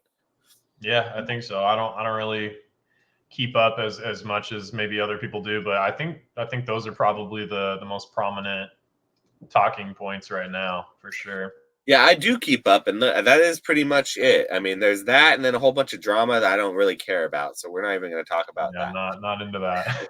Yeah. So the main event is going to be our sort of main topic that we talk about, and it's going to be a little bit of something to unpack here. It should take us on a bit of a journey for the conversation, but this will be the main chunk of our conversation, and then we'll finish with invest, flip, or skip. So that'll be fun too to kind of end off on. But this is going to be a question about scope. And so this is something that, I was recently playing at a local Lorcana draft, an LGS near me, and it was the first time I went to that LGS. And after leaving there, it was weird because they didn't sell Lorcana. They strictly used their stock that they got from the distributor. They got a good stock of it for prize support and to support their drafts. And then they sold it at like $6 a pack, which is basically MSRP for people in their tournaments only. And they would spread that out over the course of weeks so that by the time they can get more, they could have a healthy gaming community. And so it just begged me to question like what their whole point of the business was. If it wasn't to maximize the amount of money they get from the product that they can, because I know right now the economy is not great. I know game stores aren't making a ton of money. And it got me to think of the idea of like, what is the point of all this? What are they doing? And so this question was born. And so here's what it is. What is it that keeps people engaged? And then what happens to the ones who remain? And then what is the end game? So sort of a little bit of a three-part question. And it all stemmed from that experience. And I really want to kind of pick your brain and just hear kind of how you take it. And so just starting off with like, what do you think brings people to the hobby? Like the things maybe you think the strengths are that would contribute to a boom, and then moving into the rest. But I'll let you take this one away, and then I'll kind of come in at the end afterwards and say some things. All right. Well, let's do like one part at a time. Like I'll go, you go, and then we'll go into that way it doesn't get too convoluted. But like as far as what keeps people engaged, just speaking for myself, and I'll probably kind of touch on it when I make this video about like my journey and business and all that stuff. But like it's been building a business. Like that's what's been the most sustainable way for me to interact and things like that. I think for the average person, like when I look at other people that are just kind of casually flipping, but are still primarily collectors, especially the people that are like frequent people in these chats and are now going on like different lives and stuff that haven't really like been on lives before, but have just kind of been people that hung out in like Discord or chats or things like that. When I look at those kind of people, it's like they don't seem, I mean, obviously you don't want to buy something for 200 and then 3 months later it drops to like $95. Like that doesn't feel good.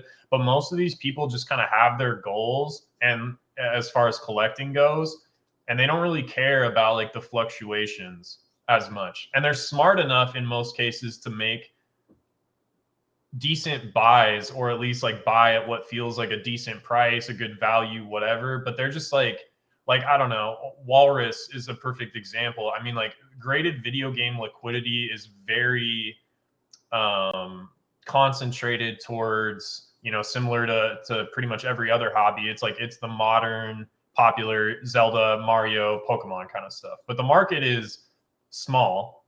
The collector base is a lot smaller. But I mean, that dude, I constantly see him on like Instagram and things like that. Like he'll post different games that he's getting, and I'm like, oh yeah, I remember playing that game. That game's a grail. And for him, it's just like that's just his goals. He's like, I want to collect the games that are really important to me, that I spent a lot of time playing, that I really enjoyed. And that's just it. That's just kind of where it ends. And so I think for those kind of people, it's finding a sustainable, healthy way to interact with this. But it's not about the investing anymore like it was maybe 2 years ago, where a lot of people that were here were sold this dream that like if I just buy stuff, and like a lot of them unfortunately like bought at the height and then things sort of like ate doo-doo. But it isn't about that anymore. When I look at these people on these live streams, when I look at these people in comment sections or on Instagram or whatever, they're just like slowly trudging along. Every month they have X amount of discretionary income that they're going to dump into the hobby. And that's what they do. And they're having a fun time doing it. And that makes me confident in the fact that like the market is more driven now by like collectors and players, and not so much driven by just people like straight up trying to stomp, which is fine. Like I don't have a problem with people trying to do that. But when everybody's trying to do that, that sort of creates, potential for this cascading selling off and things eating doo-doo in price, which is kind of what we saw at the tail end of 2021, or I guess like the beginning of 2022. So I think that's what keeps people around is setting their collection goals, finding what makes them happy, what's a healthy way to interact, and just kind of like sticking with that. What do So you you think? say that's probably what happens to the ones who remain and what keeps the ones who remain around. I think I would probably say that it's maybe the exact opposite of that is what keeps people or brings people in or gets people really engaged and hooks them. And I would say that I agree with you in that the collecting and like the finding of the items that you really value that you love for probably those like Walrus who are collectors is most likely what anchors them still to the hobby. I would think though that the most important thing that brings people in is honestly, and I hate to say this because it's not, it goes against my like idealism or like what I want to see the hobby as, but it's prices going up. It seems to me that the biggest catalyst for everything in this hobby that moves, it's not necessarily genuine interest. It's not necessarily some player winning a world championship or a hyper like an influencer even making a big video that causes like a Logan Paul type situation sort of thing. I've never really accredited Logan Paul to any of the success of Pokemon. It was already cooking by the time he cooked up his video.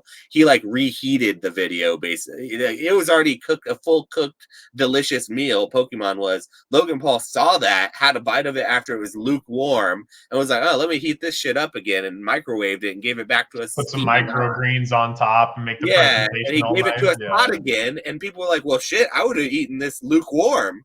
And so that's what happened with Logan Paul. But I don't think it's any of those things as much as it is.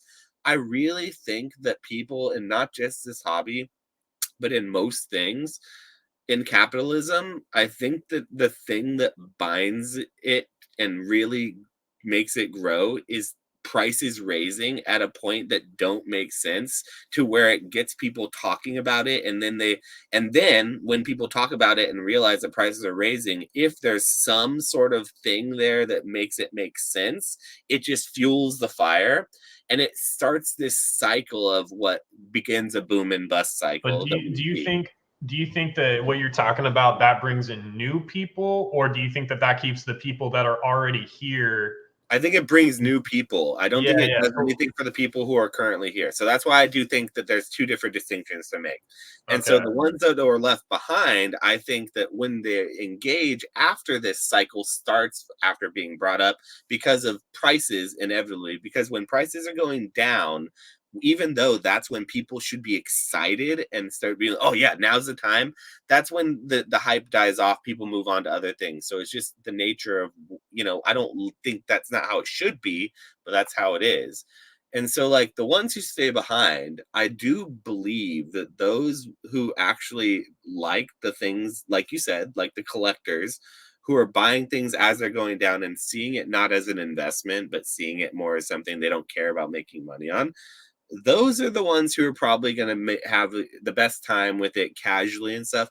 But I don't think that that's to say that the ones that who are left behind can't make money with it either, or that there's not like a place for those who don't collect when that happens. It's like, because if that's the case, you and I are really boned in these situations because I don't collect. You don't. I have a couple things. You got a couple things.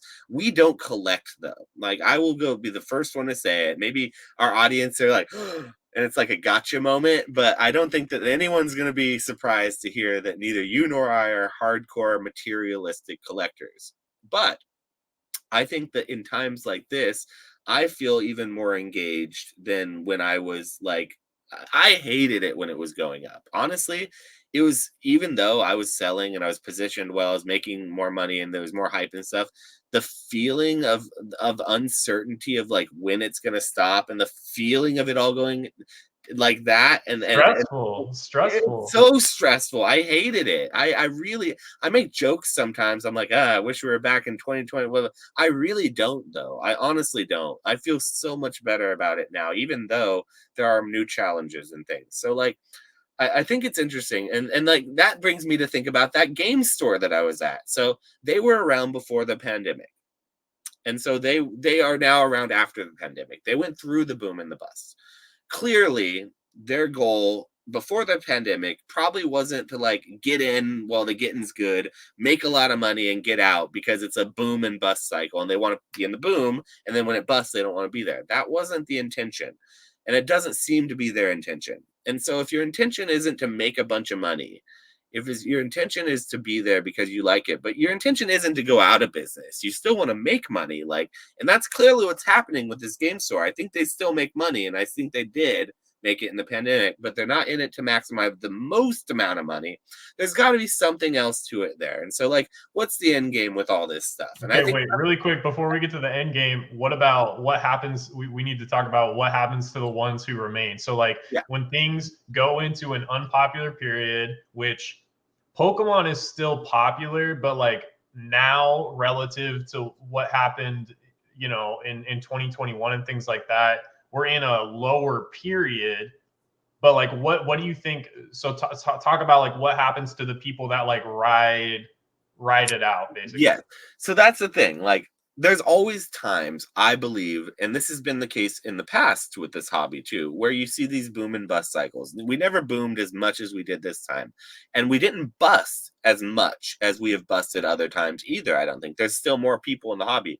And so for the ones who remain, I think there's going to be a lot more competition and a lot more uncertainty than in times past, because in times past, the ones that remained, there was less of them. And so you could more certainly say, well, since there's less of us, I still believe in Pokemon. I'm confident to say the future of Pokemon is X, Y, or Z. Will repeat it. Now, because that it grew so much and because there's so much more, yeah, there's less than there was in the pandemic, but there's still so much. There's not as much of that easy confidence to say that there's really not so much of it out there anymore, and that we're in this lull period. Because even if we are in like a lull period, the lull period, they're still printing billions of cards, more than they've ever made. And so you still have to consider that. And that's something that's never been considered before. So I would like to say that the ones who remain, the exact same thing is going to happen that happened to the ones who remained in the last cycle, in that you're going to go through this stagnant period. You're going to get this, like, then you're going to see a boom period and you're going to be rewarded for it. And then it's going to do it again. But it's just hard to say with certainty anything in the future, because nothing is ever the same. So I guess what I would want to say is, like, I want to say that what happens to those who remain, that's what we're doing, is we're trying to build positions and position ourselves so that when it booms again, we can be in the right place. But like, I don't know if I can count on another Black Swan event to do what happened with both Pokemon Go, which was the Black Swan event before the pandemic, and then the pandemic, which I would argue wouldn't have been a Black Swan event if Pokemon Go didn't lay the foundation before that, 4 years before, that kind of paved the way. So you almost had two Black Swan events that happened, which is even more unlikely, that were boosted by the pandemic. And so, like, I would like to say that I am bullish on the future of Pokemon, but I'm not sure that the boom bust cycle that we've seen traditionally happen will continue repeating itself like it has. That's where I'm at with that part of it. What do you think? I think that's a good take, especially talking about the not being able to rely on Black Swan events. I don't necessarily think that we need to. I think it's just like a case of, like you said, if you can just ride it out, build a position when things kind of like go back to normal, or, you know, like the last seller or the last paper hands boy kind of disappears from the market, things start evening back out. In some cases, things start trending back up in prices, especially, you know, your sealed product, where more and more is getting opened every day. But even your graded cards too. I think we get painted on this podcast a lot as like being bearish, and I don't really think that that's a fair characterization. I think more so we're cautious, and I think the more money you have tied up in Pokemon, it just makes you that way, right? It's easy to be like, oh, you're bearish. It's like, well, what do you have in your closet, dude? Like $5,000 worth of sealed product? Like, you know, like your exposure to this market is like peanuts compared to, yeah. Anyway, so what I think, like I mean, just to be completely honest, over the past month, dude, I've been wailing out buying PSA 10s of blue chip cards. And a lot of that is because there's been different coupons and things like that to get stuff for like an extra 20% off, 15% off. But I've just been patient. I've been catching stuff on auctions, on different sites, different auction houses, stuff like that. And I've been buying blue chips because what has performed in the past is the blue chip cards. The cheapy stuff is getting destroyed right now. But yeah, dude, I've been buying a lot of already graded cards and immediately turning around and listing them and making money, you know? And it's maybe the riskiest thing I've done this year, because if prices continue to trend down slightly on graded cards, a lot of that margin could get eaten up. I have a lot of money tied up in the card because it is a blue chip card. It's more expensive. So if I breaking even on $50 is a lot different than breaking even on like $1,000. You know what I'm saying? But I also am bullish in the sense that I'm like, this feels too cheap. And something that reinforces that is like, I'll add something to my cart or my watch list or whatever. And I'll be like, I'm going to buy this tomorrow, or I'm going to buy this when like the seller drops the price by 5% or something like that. I'll come back the next day, it's gone, which means that somebody values it more than I do, right? And again, they might just be buying it for their collection, so they don't need to have margin built in.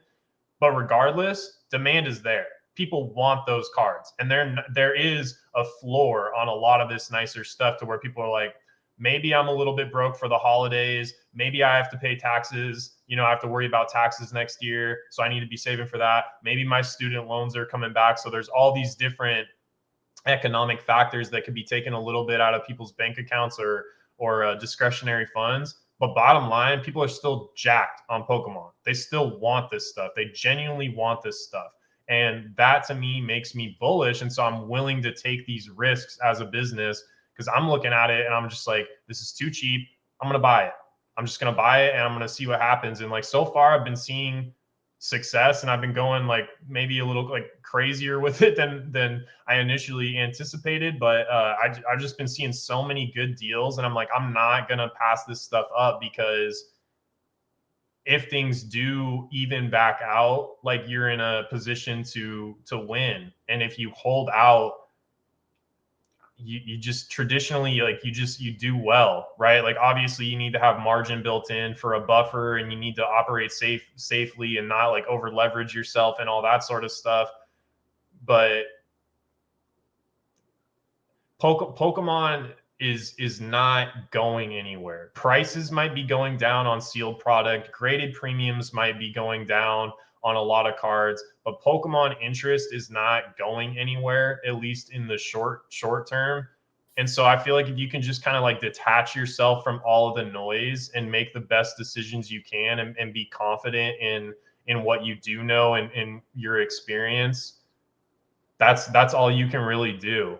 And I think it's totally possible that sealed product stays stagnant for like another year, but Pokemon is still really popular. And when you see things like Van Gogh coming out and that stuff just going like, I mean, that happens every year, year after year, regardless of what kind of cycle we're in, that sort of stuff happens and reminds you that like, there's a lot of money out there in the hobby. There's a lot of people interested.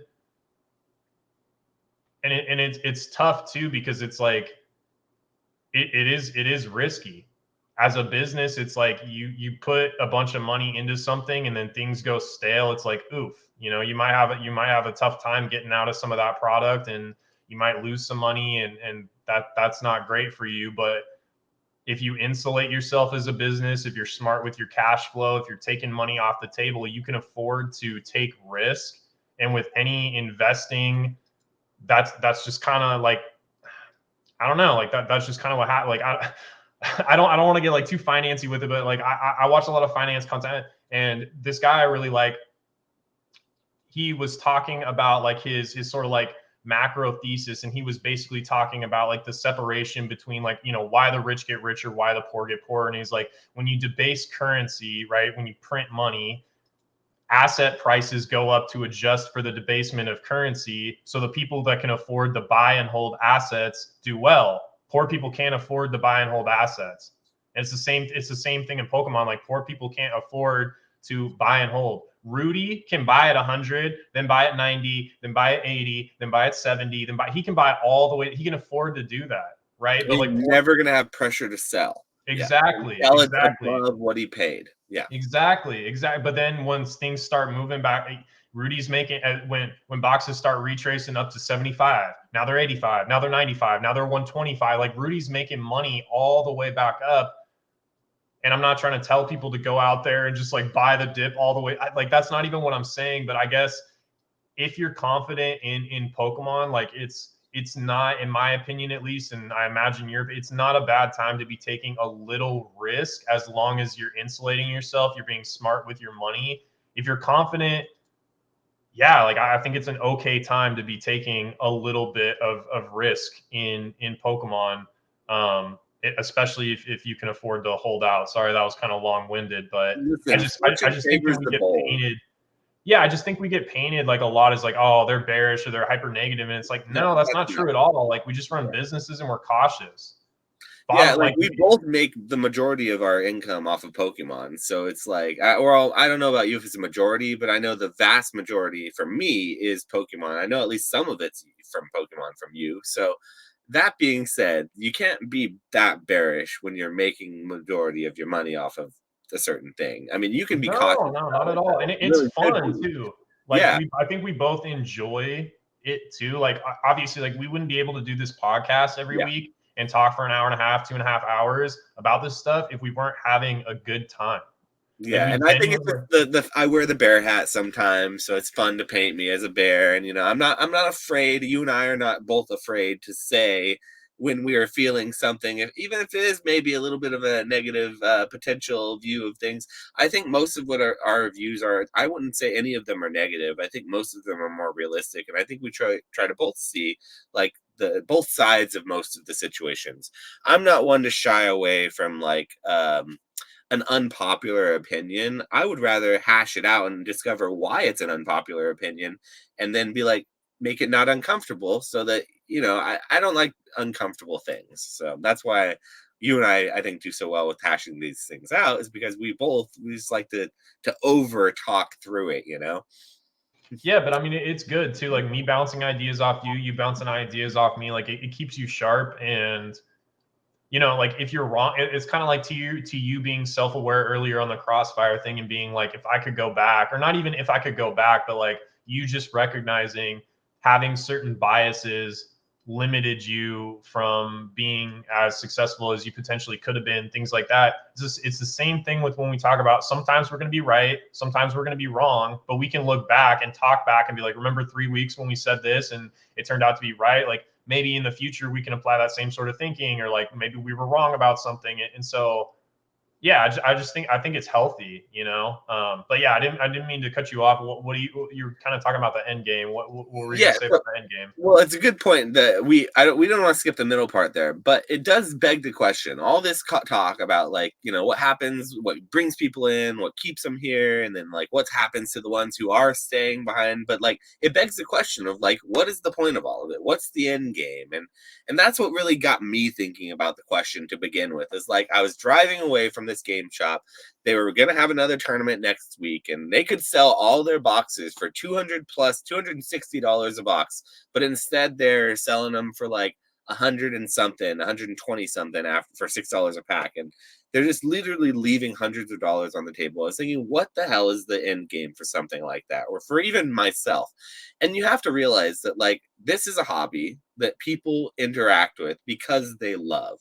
It's honestly a privilege to be a part of any hobby, and to be part of this hobby in particular. To me, someone who has grown up playing trading cards, wanting to do it professionally, like playing competitively and stuff, that not working out, then sort of abandoning that whole hope and just kind of moving on with life.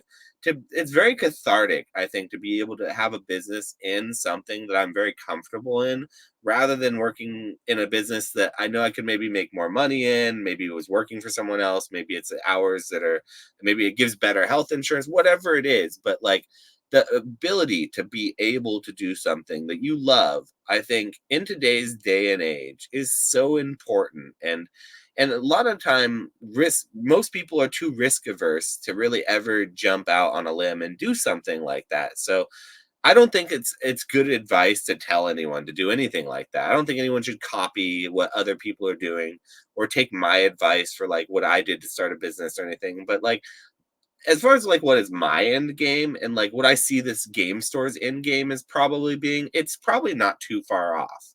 I think that the owner and the people who own shops in this space most likely have some sort of a connection to it in some way. Whether they got lucky during the pandemic and they did make a lot of money because they loved it before and they were rewarded for it, or it's something like everyone else making money made them realize that they did love it and that they forgot about it and they came back.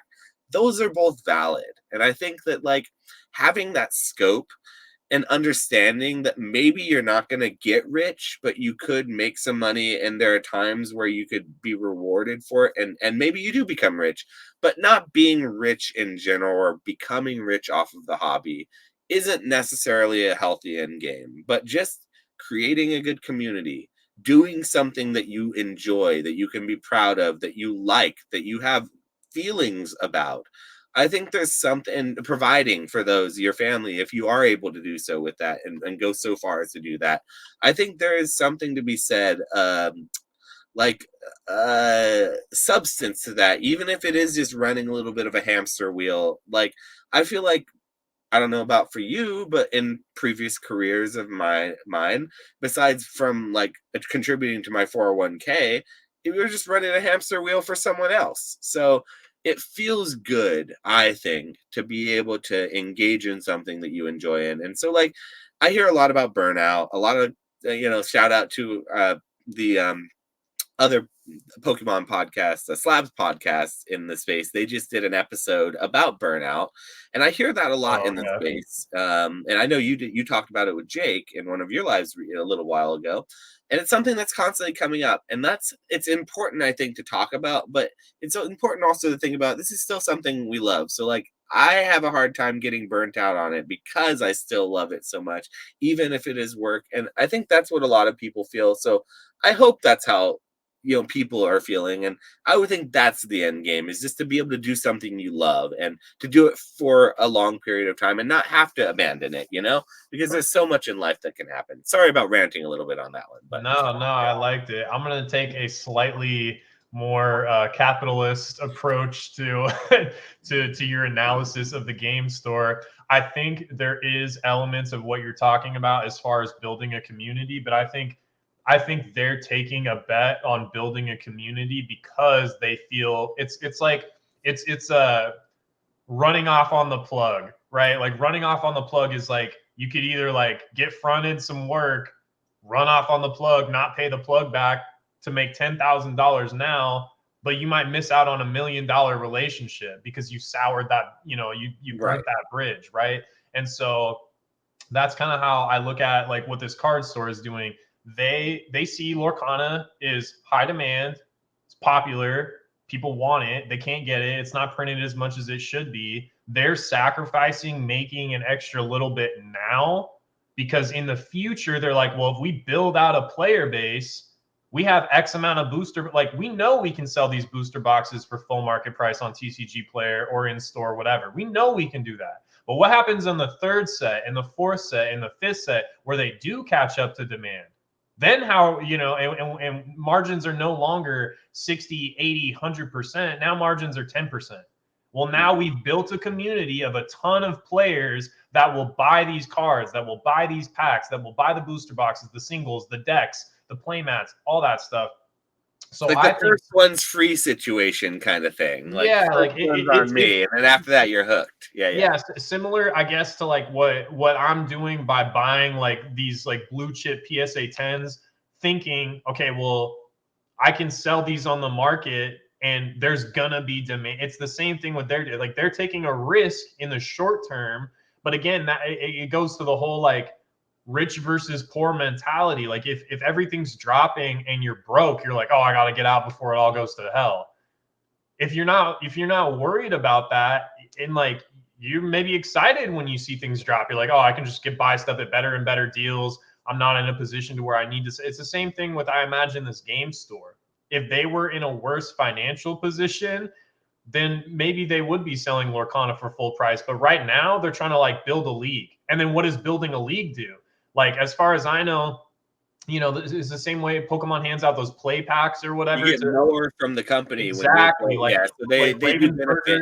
Yeah, sends you free player packs and prize support and all that. Like, they're not getting any of that right now, as far as I know. They can barely even get the regular product. So in the future, this store builds out a league with 20, 30, 50 people that come weekly, monthly, whatever, to play this game. Now all of a sudden, like, this is the Lorcana hub of X city. And Ravensburger is like blessing them the same way that, like, Magic sometimes, or Wizards sometimes does, or especially like with sports card shops, it's the same thing. Like, there's specific product that Panini will give to the LGSs that isn't available at Target, player of the day packs, things like that. So I think that they're taking a risk now to set themselves up for the future, which is a bullish outlook. Like, they're positive on the future. Like, they think demand is going to, it's kind of like it's pulling the risk reward levers. It's riskier to do that and not guarantee your profit now, but the rewards are way bigger if it works out for you. If you just take all the money now and don't really build a community, you're guaranteed the money that you can make right now, but then in the future maybe you miss out on way more potential, right? So it's to be fair, the game store, any game store that gets Lorcana is getting it for like sub $80 from distribution. So selling it for MSRP for $6 a pack is not really risking or taking a loss. It would be like me getting Pokemon boxes for $77 and complaining that I have to sell them for $144 when I could be selling them for $200. And I'm like, I'm such a good guy for selling them for $144 now, you guys. Like, I'm so good. You don't even know. When the reality is Pokemon boxes are $77, $80, and you can get them for $80, so you're not making any money. So like, there's not an I will say, like, I'm painting the game store out to be like this like utopian. They are making money still, and anyone who can get distribution for Lorcana is making out like a bandit, and they're not even have to try. They're doing it with their eyes closed. Like, the difference is I do agree with what you're saying, that it is probably for like building out the community. It's like beneficial long-term wise, more so than just like running away with it kind of thing. Yeah. But nobody was doing that. I think the point I was trying, like, nobody was doing that during the boom of Pokemon. No. Nobody cared about trying to build it. The demand was so strong. Everybody wanted the product. It was like, sell it, sell it, sell it. And stores were like just matching whatever it costs on eBay, on OfferUp, whatever. They're like, this is market price. Like, that's what I'm selling it for. People got mad at, oh, you're a scalper. You're just in it for, it's like, yeah, we're in it for the money. But they were not concerned with trying to build a community at all. Like, it was just all about like, oh my God, it's finally our time to shine. We can finally make decent margins on this stuff. Let's get it from the distros and let's just blow it out. Whereas Lorcana, it's brand new, but they're positive on it. They're bullish on the future of it and are willing to take maybe a little less to see what they can get in the future, which I think it's smart. Like, I think they had 26 people there for that night of Lorcana, and they were having on the same day, they were having a Magic like open play day. One measly table of Magic players were there. The entire store was freaking Lorcana players. I couldn't believe it on a Sunday.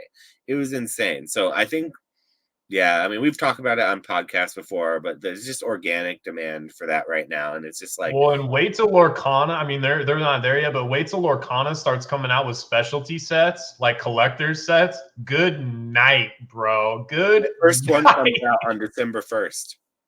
Really? It's a artist. So, okay, so you're going to like this.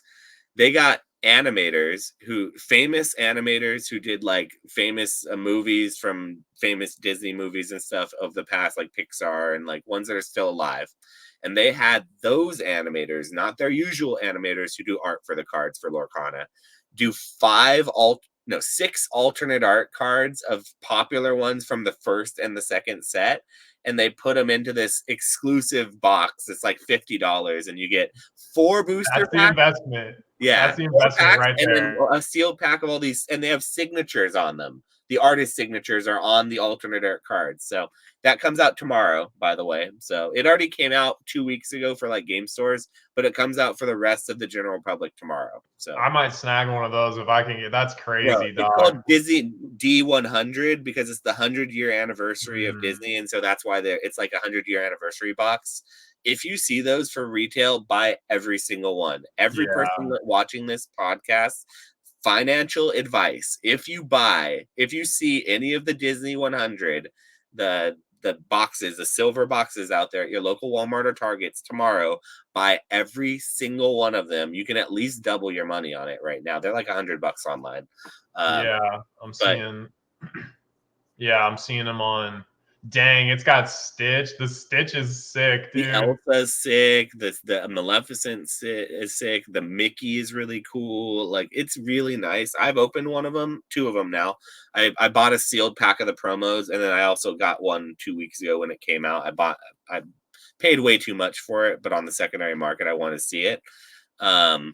It's really cool, and the cards looked really gradable, really nice. Mine looked really good, so I'm very happy with it. And once again, it's just another episode of me being bullish on Lorcana. So I gotta get in on Lorcana. I've been saying it for so long, dude. I think this might be the one. I might just buy the promo packs and just buy, drop like a few $100s and buy some sets of the promo packs. Because this kind of seems like a no-brainer. I mean, at the very least, like I don't think I lose. I bought 2 booster boxes of the sealed first set just a week ago. So these are not to open. I'm just literally keeping them because I like them. Yeah. Okay. They dropped from 400 to 200 overnight when the reprint hit, and now they're back almost up to 300 again. So I bought it. Yeah. All right. I heard the second set is doing fairly well. I haven't looked at like TCG player prices, but I think I saw like a Mason video, and he was saying that like a couple of them were like really playable or something like that. But yeah, I opened this. This is the second set. I did open this one, so I opened a box of it. Like I really had, and I'm not even selling it right now. Like I just do it for fun. That's what's crazy to me. I haven't it's something that my fiance and I actually can enjoy together. Like I'm not like forcing it with her. It's like legitimately something we both enjoy together, and that means the world to me. So yeah. Dude, there's so many cards in this set that are over $100. It's bonkers. It's crazy, dude. Like almost even like non-popular characters are like Shere Khan is $125. Like that's crazy. He's really good. That's why. Like he's a really good the rare card. That's the alternate art version of him. The regular base version is also like over $10. Yo, the Alice card is actually kind of sick. That's my favorite card in the set. It's my fiance's favorite Disney character is Alice, and so me and her really love the Alice. So I really like that one too. Yeah, dude, this is Cinderella. The Cinderella is really cool. Yeah, the Cinderella is $275. That's crazy. She's like the Chase of the set. In the first set, Elsa is $500 in the first chapter. It's like the Moonbrion of Lorcana, basically. Yeah, dude. I gotta make a play in like the next. I think it'll be the promos. I think that's what I'm gonna do when we get off the podcast. I'll just, buy them for MSRP or whatever they're selling for. I'll just buy this. So tomorrow, when the big stock comes out from most of the rest of like the big Walmart's, Targets, and stuff, that's when you're going to see the majority of that stuff hit the market. And I bet people are going to buy those just to open the packs, and they don't want the promos.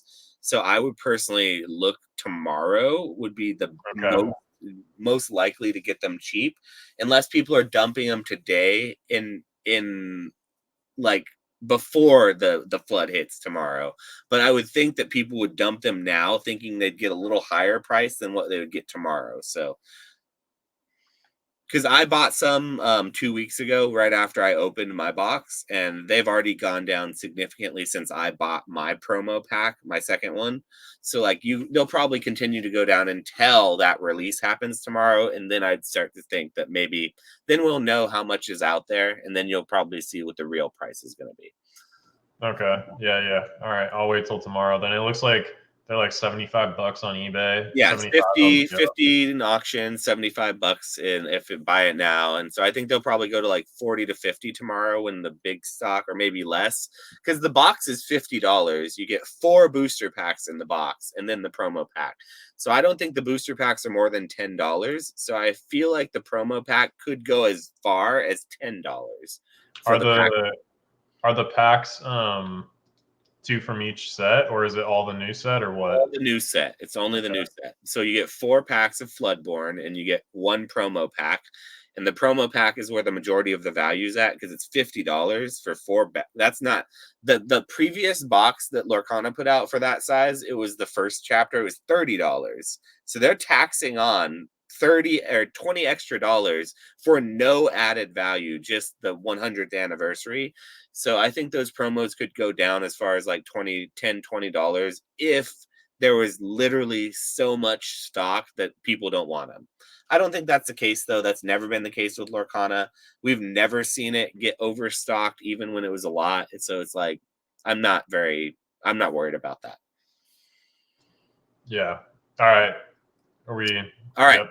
So this is going to be our final segment, and with this segment, we actually kind of were talking about potentially in the future leaving some of this segment up to the comment section. So it's not always going to be the case, but if we can get to the point where the comments can start leaving their suggestions of the next week's invest, flip, and skip, and if we get enough upvotes and a good one, like obviously if someone just puts like one that's really dumb and it's the only one, it's not, no offense, but I'm not going to choose that.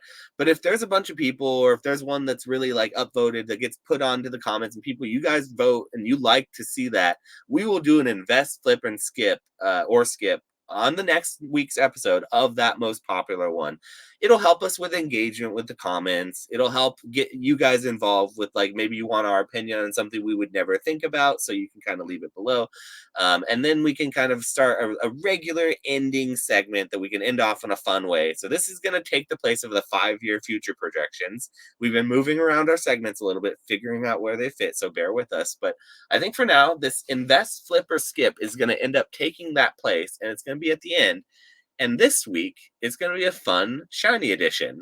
So since we're talking about the Paldea EX and, like, you know, shiny treasures and all that, I figured it would be kind of fun to talk about 3 sets that are near and dear to my heart, even one that hasn't even been released yet, and it's already near and dear to my heart. And I want to know your take on what you would do. And this goes for anyone listening. If you want to weigh into this in the comments, I'd love to hear it. But you have 3 options for invest, flip, or skip as it goes. And you have to assign one of these different answers to each option. And so the 3 options are as follows: Hidden Fates, Shining Legends, and Paldean Fates. So I will let you take it away because I've talked too much already. But 3 great sets. I want to hear your take on this. What are we doing with this? Where's your head at? I think I'm flipping Paldean Fates because I think they're going to make a lot of it. I mean, right now, boxes of Shiny Treasure EX are like, I want to say it's like $75, which is cheaper than I would have expected for a shiny set. $75, $85, probably a little more expensive on like eBay or rip and shipper type deals. But so I'd probably be flipping that just because I think it's going to take a while to see return on your money just by buying. I do think it'll do well, especially like with the Shining Vault and things like that. I think over time, like, it'll probably do well, but I think in, probably like a year and a half time period, it'll kind of stagnate or go down a little bit as product gets open. But so I'd be flipping that.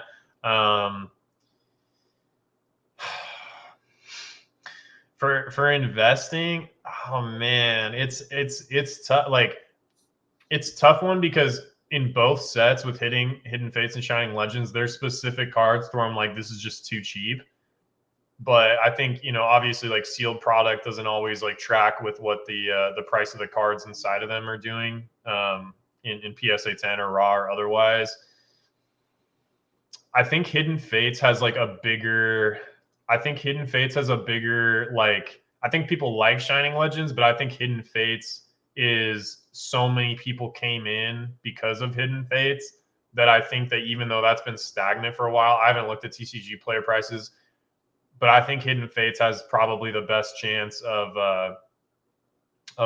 going up maybe over the next year. I think Shining Legends is a cool set, but I don't think anybody's like really talking about Shining Legends outside of like Ray. Shouts out to Ray, but I like Shining Legends. I just think that so many more people are hyped on Hidden Fates because so many people opened it. They came in like when Hidden Fates was released, things like that. So that would probably be the one I look at investing in, I guess, if I were going to invest. And then I hate to say Skip because it's a good set, but I'd have to put Skip on Shining. What's your take? Dang it, it's the same. Why you got to choose the same ones as me? It's interesting. Okay. But what's your reasoning? Reasoning? So the reasoning may be a little different though, but you know my girl Hidden Fates. I gotta marry her. If it's a marry, fuck or kill, I'm gonna have to marry. I'm gonna have to marry Hidden Fates. If I didn't, there would be problems. Not only for me, my fiance would probably leave me if I didn't say Hidden Fates, because the basis of our relationship was based on, I dare say, it was based on Pokemon Go and Hidden Fates to a certain extent. So I'm biased in that regard because, I had some good times with that phase. So I'll get that one out of the way. This is not going to be news to anyone, but we are investing and we are marrying Hidden Fates because it's the best set of all time. Is the best set ever made. Modern set. The best modern set ever made. But because Unseen Forces would like to say a few words with Hidden Fates if I said it was the best one ever. But that leaves the other two, though, which is going to leave me in a bit of a predicament because, I would like to say it leaves me in a predicament, but actually, if you remember the stories I've told about, like, the time period when I got in, like, Shining Legends was always left on the shelf. Nobody wanted it, including me. I was nobody. I didn't want it. And that didn't change when everybody started losing their shit and it started going up in value, and then it was $25, $35 a pack, and all this Mewtwo is all the craze. Everyone wants it with the alternate arts. That never really bothered me or never mattered to me. So, I hate to say it, but I'm going to have to kill or I'm going to have to skip Shining Legends. I skipped it back then and I would skip it again today. And I would always, it's the Mewtwo. Like, once he said shout out to Ray, I know he likes the set, but the Mewtwo is kind of cool. But other than that, now, when we're talking about Paldean Fates, that is a flipper's paradise of a set. We're rubbering up on that baby, and we're getting in down and dirty, and we are forgetting about it when it's all done, okay? Because while I do believe that it's a cool set, and I really like the baby shinies and everything, I think there's going to be 1 million of these shiny sets that they make. It's shown that they're doing it with Fates at the end, so there's going to be, just open up the dictionary, and every single word other than hidden, Paldean, and Shining, they're going to use eventually. So people are going to lose their they don't care. They're not going to care about Paldea Fates eventually. It's not the first. Hidden Fates was the first one. Well, Shining Legends was before, but it's not the first Shining set. Neo Destiny was the first Shining set technically, but Hidden Fates is that set. It's that Hidden Fates is that bitch, is that girl. She is that girl, and everyone wants to be that girl apparently, and that's Hidden Fates. So my answer is the same. Maybe the reasoning was a little bit different. I think Shining Legends is cool, but I think it's skippable. I skipped it then and I'll skip it again. So that's my answer. It's the same as yours, but really quick, what do you think a good? Because I'm considering I might buy a couple box. This might be my first sealed investment. What do you think a good entry price for? Well, I guess Paldean Fates, they won't have a booster box, but like for the shiny treasure EX, what do you think a good entry? Do you think 60 is cheap? Do you think it drops below 60? Because that's basically what I can get it. No, I think that 75 is about to be where I think it'll, if it's 60 now, I think it'll go up to like 70 or 75 for most normies. So like off Buyee, you'll probably get it a little cheaper, like you're saying, like $60. I don't think that they'll, even if they print it to the ground or reprint it out, or even if people just, and we're both wrong about this set and people don't like it, if it ends up being like a dud, like Pokemon Go, for example, I still don't see it dropping to that $40 $35 Pokemon Go range. Mhm. You know, shiny, yeah, the Shining Fates equivalent, Shiny Star V. That nobody liked Shiny Star V when that came out. It was cool. It was fine. Like people kind of liked it, but it got dumped and went down to like, it even only went down to $40. So it's hard, I think, to drop below that. Even VMAX Climax, you know, VMAX Climax, everyone likes to think of as like this really no-brainer set that if you would have invested in it, you would have been smooth sailing from the get-go if you just invested in the beginning. That is not the case with VMAX Climax. VMAX Climax It was got cheap. It got really cheap. It was dark for a minute. and during that time, people knew it was cheap. People were still dumping it, even though they knew it was a good idea. Shout out to Kai, okay? Kai down in Australia, down the fucking land of upside down toilets and shit. They bathe they wash their hair in toilets down there. Don't get me wrong. I don't know what the hell they do, but he bought 1,000,000 boxes of VMAX Climax, and I have private messages he and I talking about where he's like, dude, do you think I should sell these, like, and go take a loss just to get out and move on to something else? At the time, he was grading a ton and just auctioning his graded cards and doing really good with it. And like we were having discussions, like, I don't know, dude. Like, I legitimately think VMAX Climax is awesome, but it keeps going down. And so, like, no, it's not a no-brainer all the time for these shiny sets and for all these sets. But I don't think with this one, I don't think we see a VMAX Climax.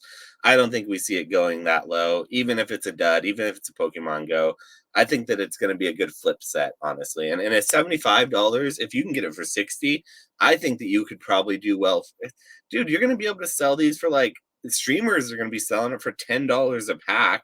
Yeah, I just bought 2 boxes for like 115. So yeah, like not a literally huge position, but like screw it. Like we'll see it's what gonna happens. be, and if you get an SIR, those SIRs are gonna be like 50 to $100 each, if not more. And if you grade it, sure, like get out of town. That's gonna be fine. And you get a guaranteed one every box. So Yeah, yeah, it seems cheap.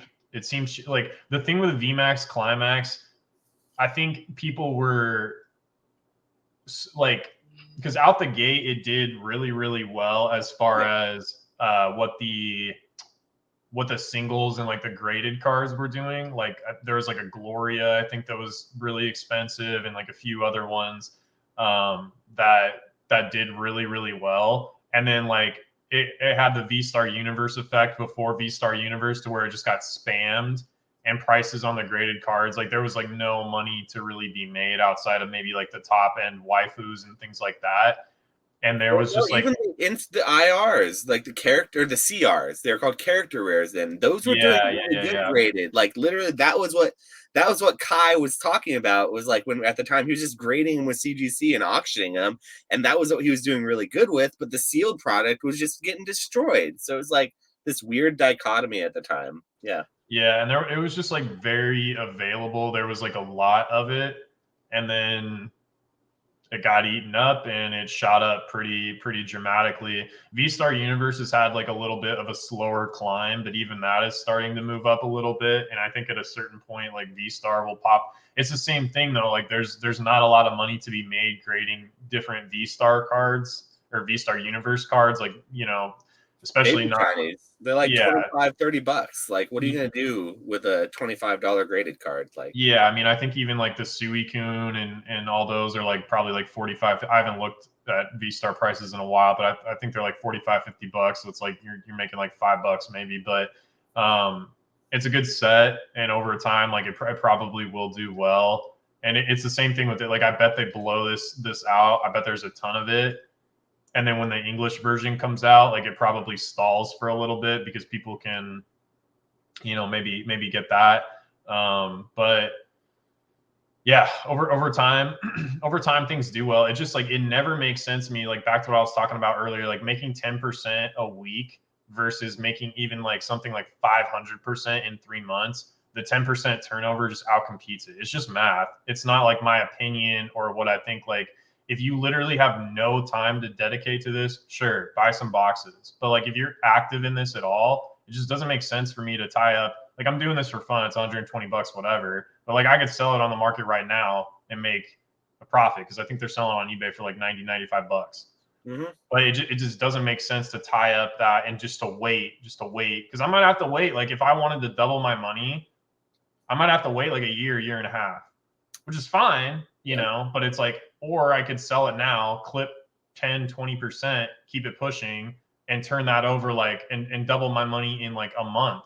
So it's just, it's a tough call, but you know, every once in a while when things go through like these big upswing periods, like people that don't really do a lot of work, or I shouldn't say don't do a lot of work, but just, you know, have full-time jobs or don't really like do this as a business, but just kind of have like play money where they invest in Pokemon. Every once in a while, like Sealed pops off, right? Like when Japanese popped off, like, I don't know, like three to 6 months ago or whatever. A lot of the Sealed popped off too. Like Dream League went crazy. Pretty much all the Japanese like Sun and Moon just went bonkers. Mm-hmm. So every once in a while, like, you know, you hit those price points and you win. English moves a little bit slower because there's a lot more supply of it, but you know, same thing happens with English every once in a while too. You get your Evolving Skies or things like that. It's just less consistent and it takes longer than Japanese because the supply is just insane. And there's just so many people just dumping it. There's so many peripheral products. There's packs in 25 different things. There's just a lot of it out there. Yeah, but we'll see what happens. I think it's a cool set. I'm excited about it. I don't know what I'm going to do. I don't know if I'm going to hold them, you know, for fun or if I'm going to like sell them instantly or better not hold that shit. What do you buy it before on the day of release to just hold it and let it go down 50% and then sell it? Either flip it or don't. I know. I'm probably gonna flip it and turn it over and just you know. But it is surprising to me, to be honest. Like I'm surprised that these aren't selling for like $120.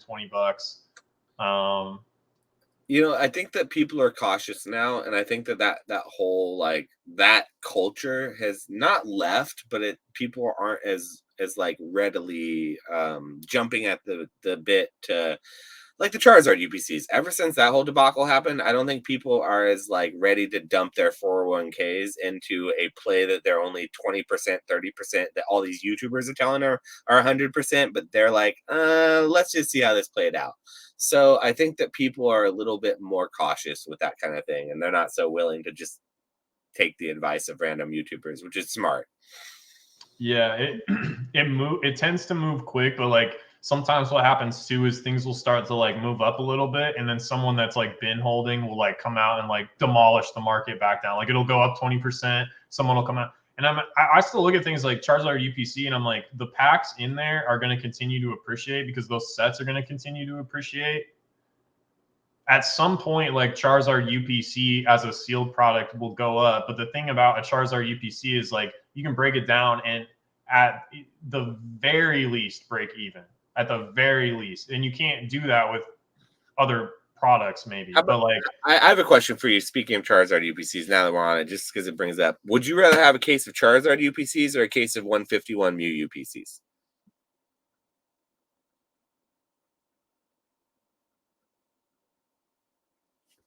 You had one in your closet. That's tough. I think the play with the higher potential upside is the Mew, but I think that the Charizard is the safer play because it's more diversified. Like part of the thing with the Charizard UPC is right now it's being buoyed by the Evolving Skies packs, right? And all the other sets are. But if the other sets start to like trickle up a little, like I think Fusion Strike is still available on like Pokemon Center and maybe Brilliant Stars, and like once that stuff gets off Pokemon Center and those packs start moving up too, it's kind of like one of the things people are talking about with the S&P 500 is like something crazy like 350 companies out of the 500 companies are negative for the year, but the S&P 500 is up like 18% or something this year. and it's being buoyed by like the top end, right? Like the Magnificent Seven, your FANG stocks, Facebook, you know, Microsoft, like all that's Nvidia, all that sort of stuff have seen crazy gains, and that's bringing the overall index up. It's the same thing with the Charizard UPC, but it's a little bit safer because it's like, well, Evolving Skies is not going to drop. Like Evolving Skies, maybe it drops like 10% in the short term or something like that, but Evolving Skies is not going back down to $250 a box. So that you're safe there, safe in some sense.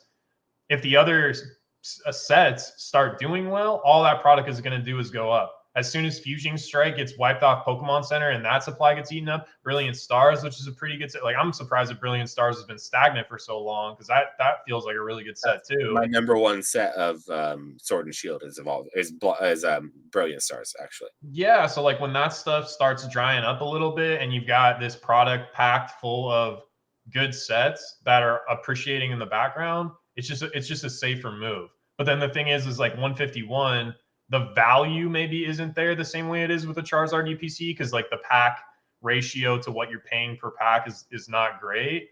But it's also 151, which is like the highest demand set we've seen in, I don't know, like maybe ever since I got back into the hobby. Like it 151 seems like it's, I think Shining Fates was up there for a while during the pandemic, but that was because nobody could get it and people just wanted something to open that wasn't battle styles. But if that wasn't like, as soon as Shining Fates became available, that stuff sat and prices have tanked. Whereas like 151 continues to go up in price, at least in English. You know, I've seen different things to where like the single prices are going up. Like I watched that Pika Pika Papa guy or whatever. I like some of his stuff, and singles on 151 are going up in some cases. And yeah, so like the sheer demand for that set could just be so strong that even though it's kind of a crap product, and honestly, dude, like back to what we were talking about last week or 2 weeks ago, but like the prices of those promos are stupid. Like that Mew is like $5, like that's or $7. That's crazy. I can't think about that. Crazy. If I think about that too much, I will literally go broke. I can't think about that It's too much. nuts. I bought enough. I have enough of them. Okay. Yeah, I mean, good on you, because you know, watch 6 months from now, maybe like we'll be talking about like, oh, you know, one of Josh's best plays, or yeah, dude. I mean, it's just a handful of a whole row. I have a 5-row half full of those promos in my background there. Yeah, so I mean, like you might. Well, I'm done talking. What would you rather do, Charizard versus the Mew? So I was just thinking about it, and like my distributor finally ran out of Mew UPCs for me to buy this last time I purchased. There's no more of them. I have to buy ETBs now instead of UPCs, and for what you get in the pack price, they're comparable, except instead of getting the Snorlax sleeves and the Snorlax promo and the ETB stuff, I would rather have the 3 promos, like the Metal promo, the Mew promo, the Mewtwo. So that's why I go for the UPCs, but I have to stop doing that now. So I was thinking about it. I have a couple of cases. I was like, I'm out of the Charizard UPCs and I have no Evolving Skies. I was going to put out a feeler on Facebook or on my Instagram, be like, hey, does anyone want to straight up trade cases of Mew UPCs for Charizard UPCs? And I just thought, because for the pricing and what I get it for, it's equivalent value, like $75. I'd like, don't care, as long as I don't have to ship it or whatever. Somehow it gets to me, it's not a big deal. So to answer the question, like I haven't put out that feeler yet, because I think that I would rather have the Mew UPCs, because when it comes down to it, even though I want the Evolving Skies, even though the Charizard promos are cool and I really like the alternate art Charizards in them, they grade and I can send them, there's 3 that I can grade, you know, so I like all of that. 151 is just a better set. The demand is that of I've never seen. There's that Charizard UPC stigma that exists, so like it's just I think I would rather have the 151. I think that would be and that's why I haven't put that request out. But I have a feeling that if I were to say, hey, I'm trading cases of Mew UPCs for Charizard UPCs, I'd get several people who would like reach out. Sure. Yeah. Because they're like sitting on those stagnant cases since last year, and then this is something that you could enjoy right now and actually sell. People want it. They actively want it. The only people who actively want a case of the Charizard UPCs are people who bought as much as they wanted and opened them like me, and now they're out, and I'm just like, I guess I could use more, and I can't really get more as easily as I could get them. But now I can't get the Mew UPCs as easily anymore, and they're going up in value. So I think I'm probably just going to end up keeping it, and I'll have no Charizard UPCs. I think the stigma, I agree with you on the stigma, but it's going to be there until it isn't. Like as soon as those move up to like 150 or like, I mean, I don't even know what they're at right now. If they're still at like They're 80 or something. They're 90. I think 70. They're between 75 to 90 to 100, depending on like the deals that you see in the Facebook posts and everything. Yeah, I mean, like as soon as they move to even like 120, Mm-hmm. that's gonna disappear. Yeah. And then they're gonna go to 150. You know what I'm saying? Like at some point, the stigma will, because that's just what happens. I mean, if past performance is not indicative of what you can expect in the future. But when I look at like a lot of these English products specifically, when I look at like the specialty products and stuff like that have performed well, like your Rayquaza Hidden Fate figure collection and all these peripheral non-booster box, non-ETB products, they do well, but at the time, like they were getting blown out. Like I remember watching Twice Big Jake and a lot of the other big Pokemon dudes talking about a lot of those products that they were picking up at Walmarts and Targets on clearance. Like nobody wanted them, and now they're like some of the most sought after products. So like it's crazy how things can change. Again, the Mew thing might be safer because, like you said, the demand. But at some point, regardless of what you're more confident in, I think we can agree on the fact that at some point, like that Charizard UPC is gonna move up, if for no other reason than the fact that the packs inside continue to appreciate. It's a good product. You and I have both said that since before it came out. It's a good product. I simply disagree with anyone who says that they didn't like the product. I know that Mason has publicly said that he thought it was disjointed, and a couple of others I think have publicly said that they didn't really enjoy it because of like it didn't have an identity or something. Maybe I'm wrong. Maybe Mason wasn't one of those. I thought though that he had said he didn't like the product at one point, but I don't know. Anyway, I have always loved that product. I've always thought it was great, and I like the fact that it's a little bit disjointed, so that you got that variation for like the like you said, to have a different set of packs, so that if one does really good, you're not just and one does really bad, you're not going to be beholden to the one that does really bad or really good. You have a spread there. And the fact that you got 3 alternate art Charizards that were just gorgeous. 2 of the 3 were just gorgeous. The other ones look like Godzilla. But yeah, I think that that's a product that I agree with you. I think we can both agree that that is going to be, until it does, like you said, it's not going to be good until it is. But then when it is, it's like, oh, it's a no-brainer. It's a Charizard with, Evolving Skies in it, plus other great era. It's not the early Sword and Shield, it's late Sword and Shield, which is the best Sword and Shield. So it's like, yeah, it's got everything going for it, in my opinion. It even has a cool playmat. The playmat's pretty cool too. Yeah, I think the thing with part of the stigma too is like that the Charizards were so bad to grade, like the quality control on a lot of those Charizards got destroyed. But like the arts on them subjectively are sick. I agree with you on the Godzilla one. It's like whatever, but like the other 2 are nuts. Ironically, the Godzilla one is the one that the Japanese people want the most and that does the best, because they never got it in Japan. It's an English exclusive, and I find those types of things to be so funny. And so just the pettiness of me, it's like, haha, we got one that you didn't. Well, it's the same thing as happening with Van Gogh. Like if you look at Van Gogh listings in Japan, they're selling them for 25-30% markup on the graded and the raw copy. So like people in Japan, and then that kind of happened with the Clara too, the milk carton Clara. Like that was the English exclusive, and Japanese people like Clara a lot, so that was selling for like 2 times, 3 times the price in Japan. So it is interesting when you see those things happen. But it's just back to what we were talking about. It's like the rich get richer, the poor get. But at some point, like the people that had the money to like buy this stuff and sit on it and not worry about it, maybe there's other things that they could have outperformed with in the medium term. But at some point, like those people are gonna have their day. Like a PK always says that like the whole like father time is undefeated in Pokemon type. He's right. It's true. And at some point, like people are gonna be nostalgic to go back and they're like, you know what, like I kind of want to go back and rip Sword and Shield packs. Whether that be a booster box, whether that be and that supply is just going to get eaten up, and at some point, like that stuff's just going to go up, right? And like I said, Evolving Skies is not going anywhere, so the rest of those packs have like nowhere to go but up in like a long term trajectory, you would think, So yeah, we'll see what happens, but it'll be interesting to track that next year. That being said, that's a podcast. That's a pretty good one. Podcast. I think we went about 3 hours this time.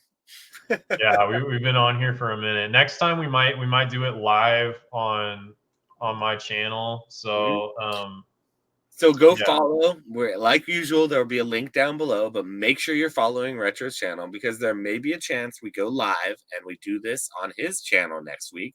Try to see switching it up, maybe get some new subscribers, new folks, a new set of eyes, do it a new different a live way, but if it doesn't end up doing that, don't hate us. We'll figure it out. But I think next week we're gonna try.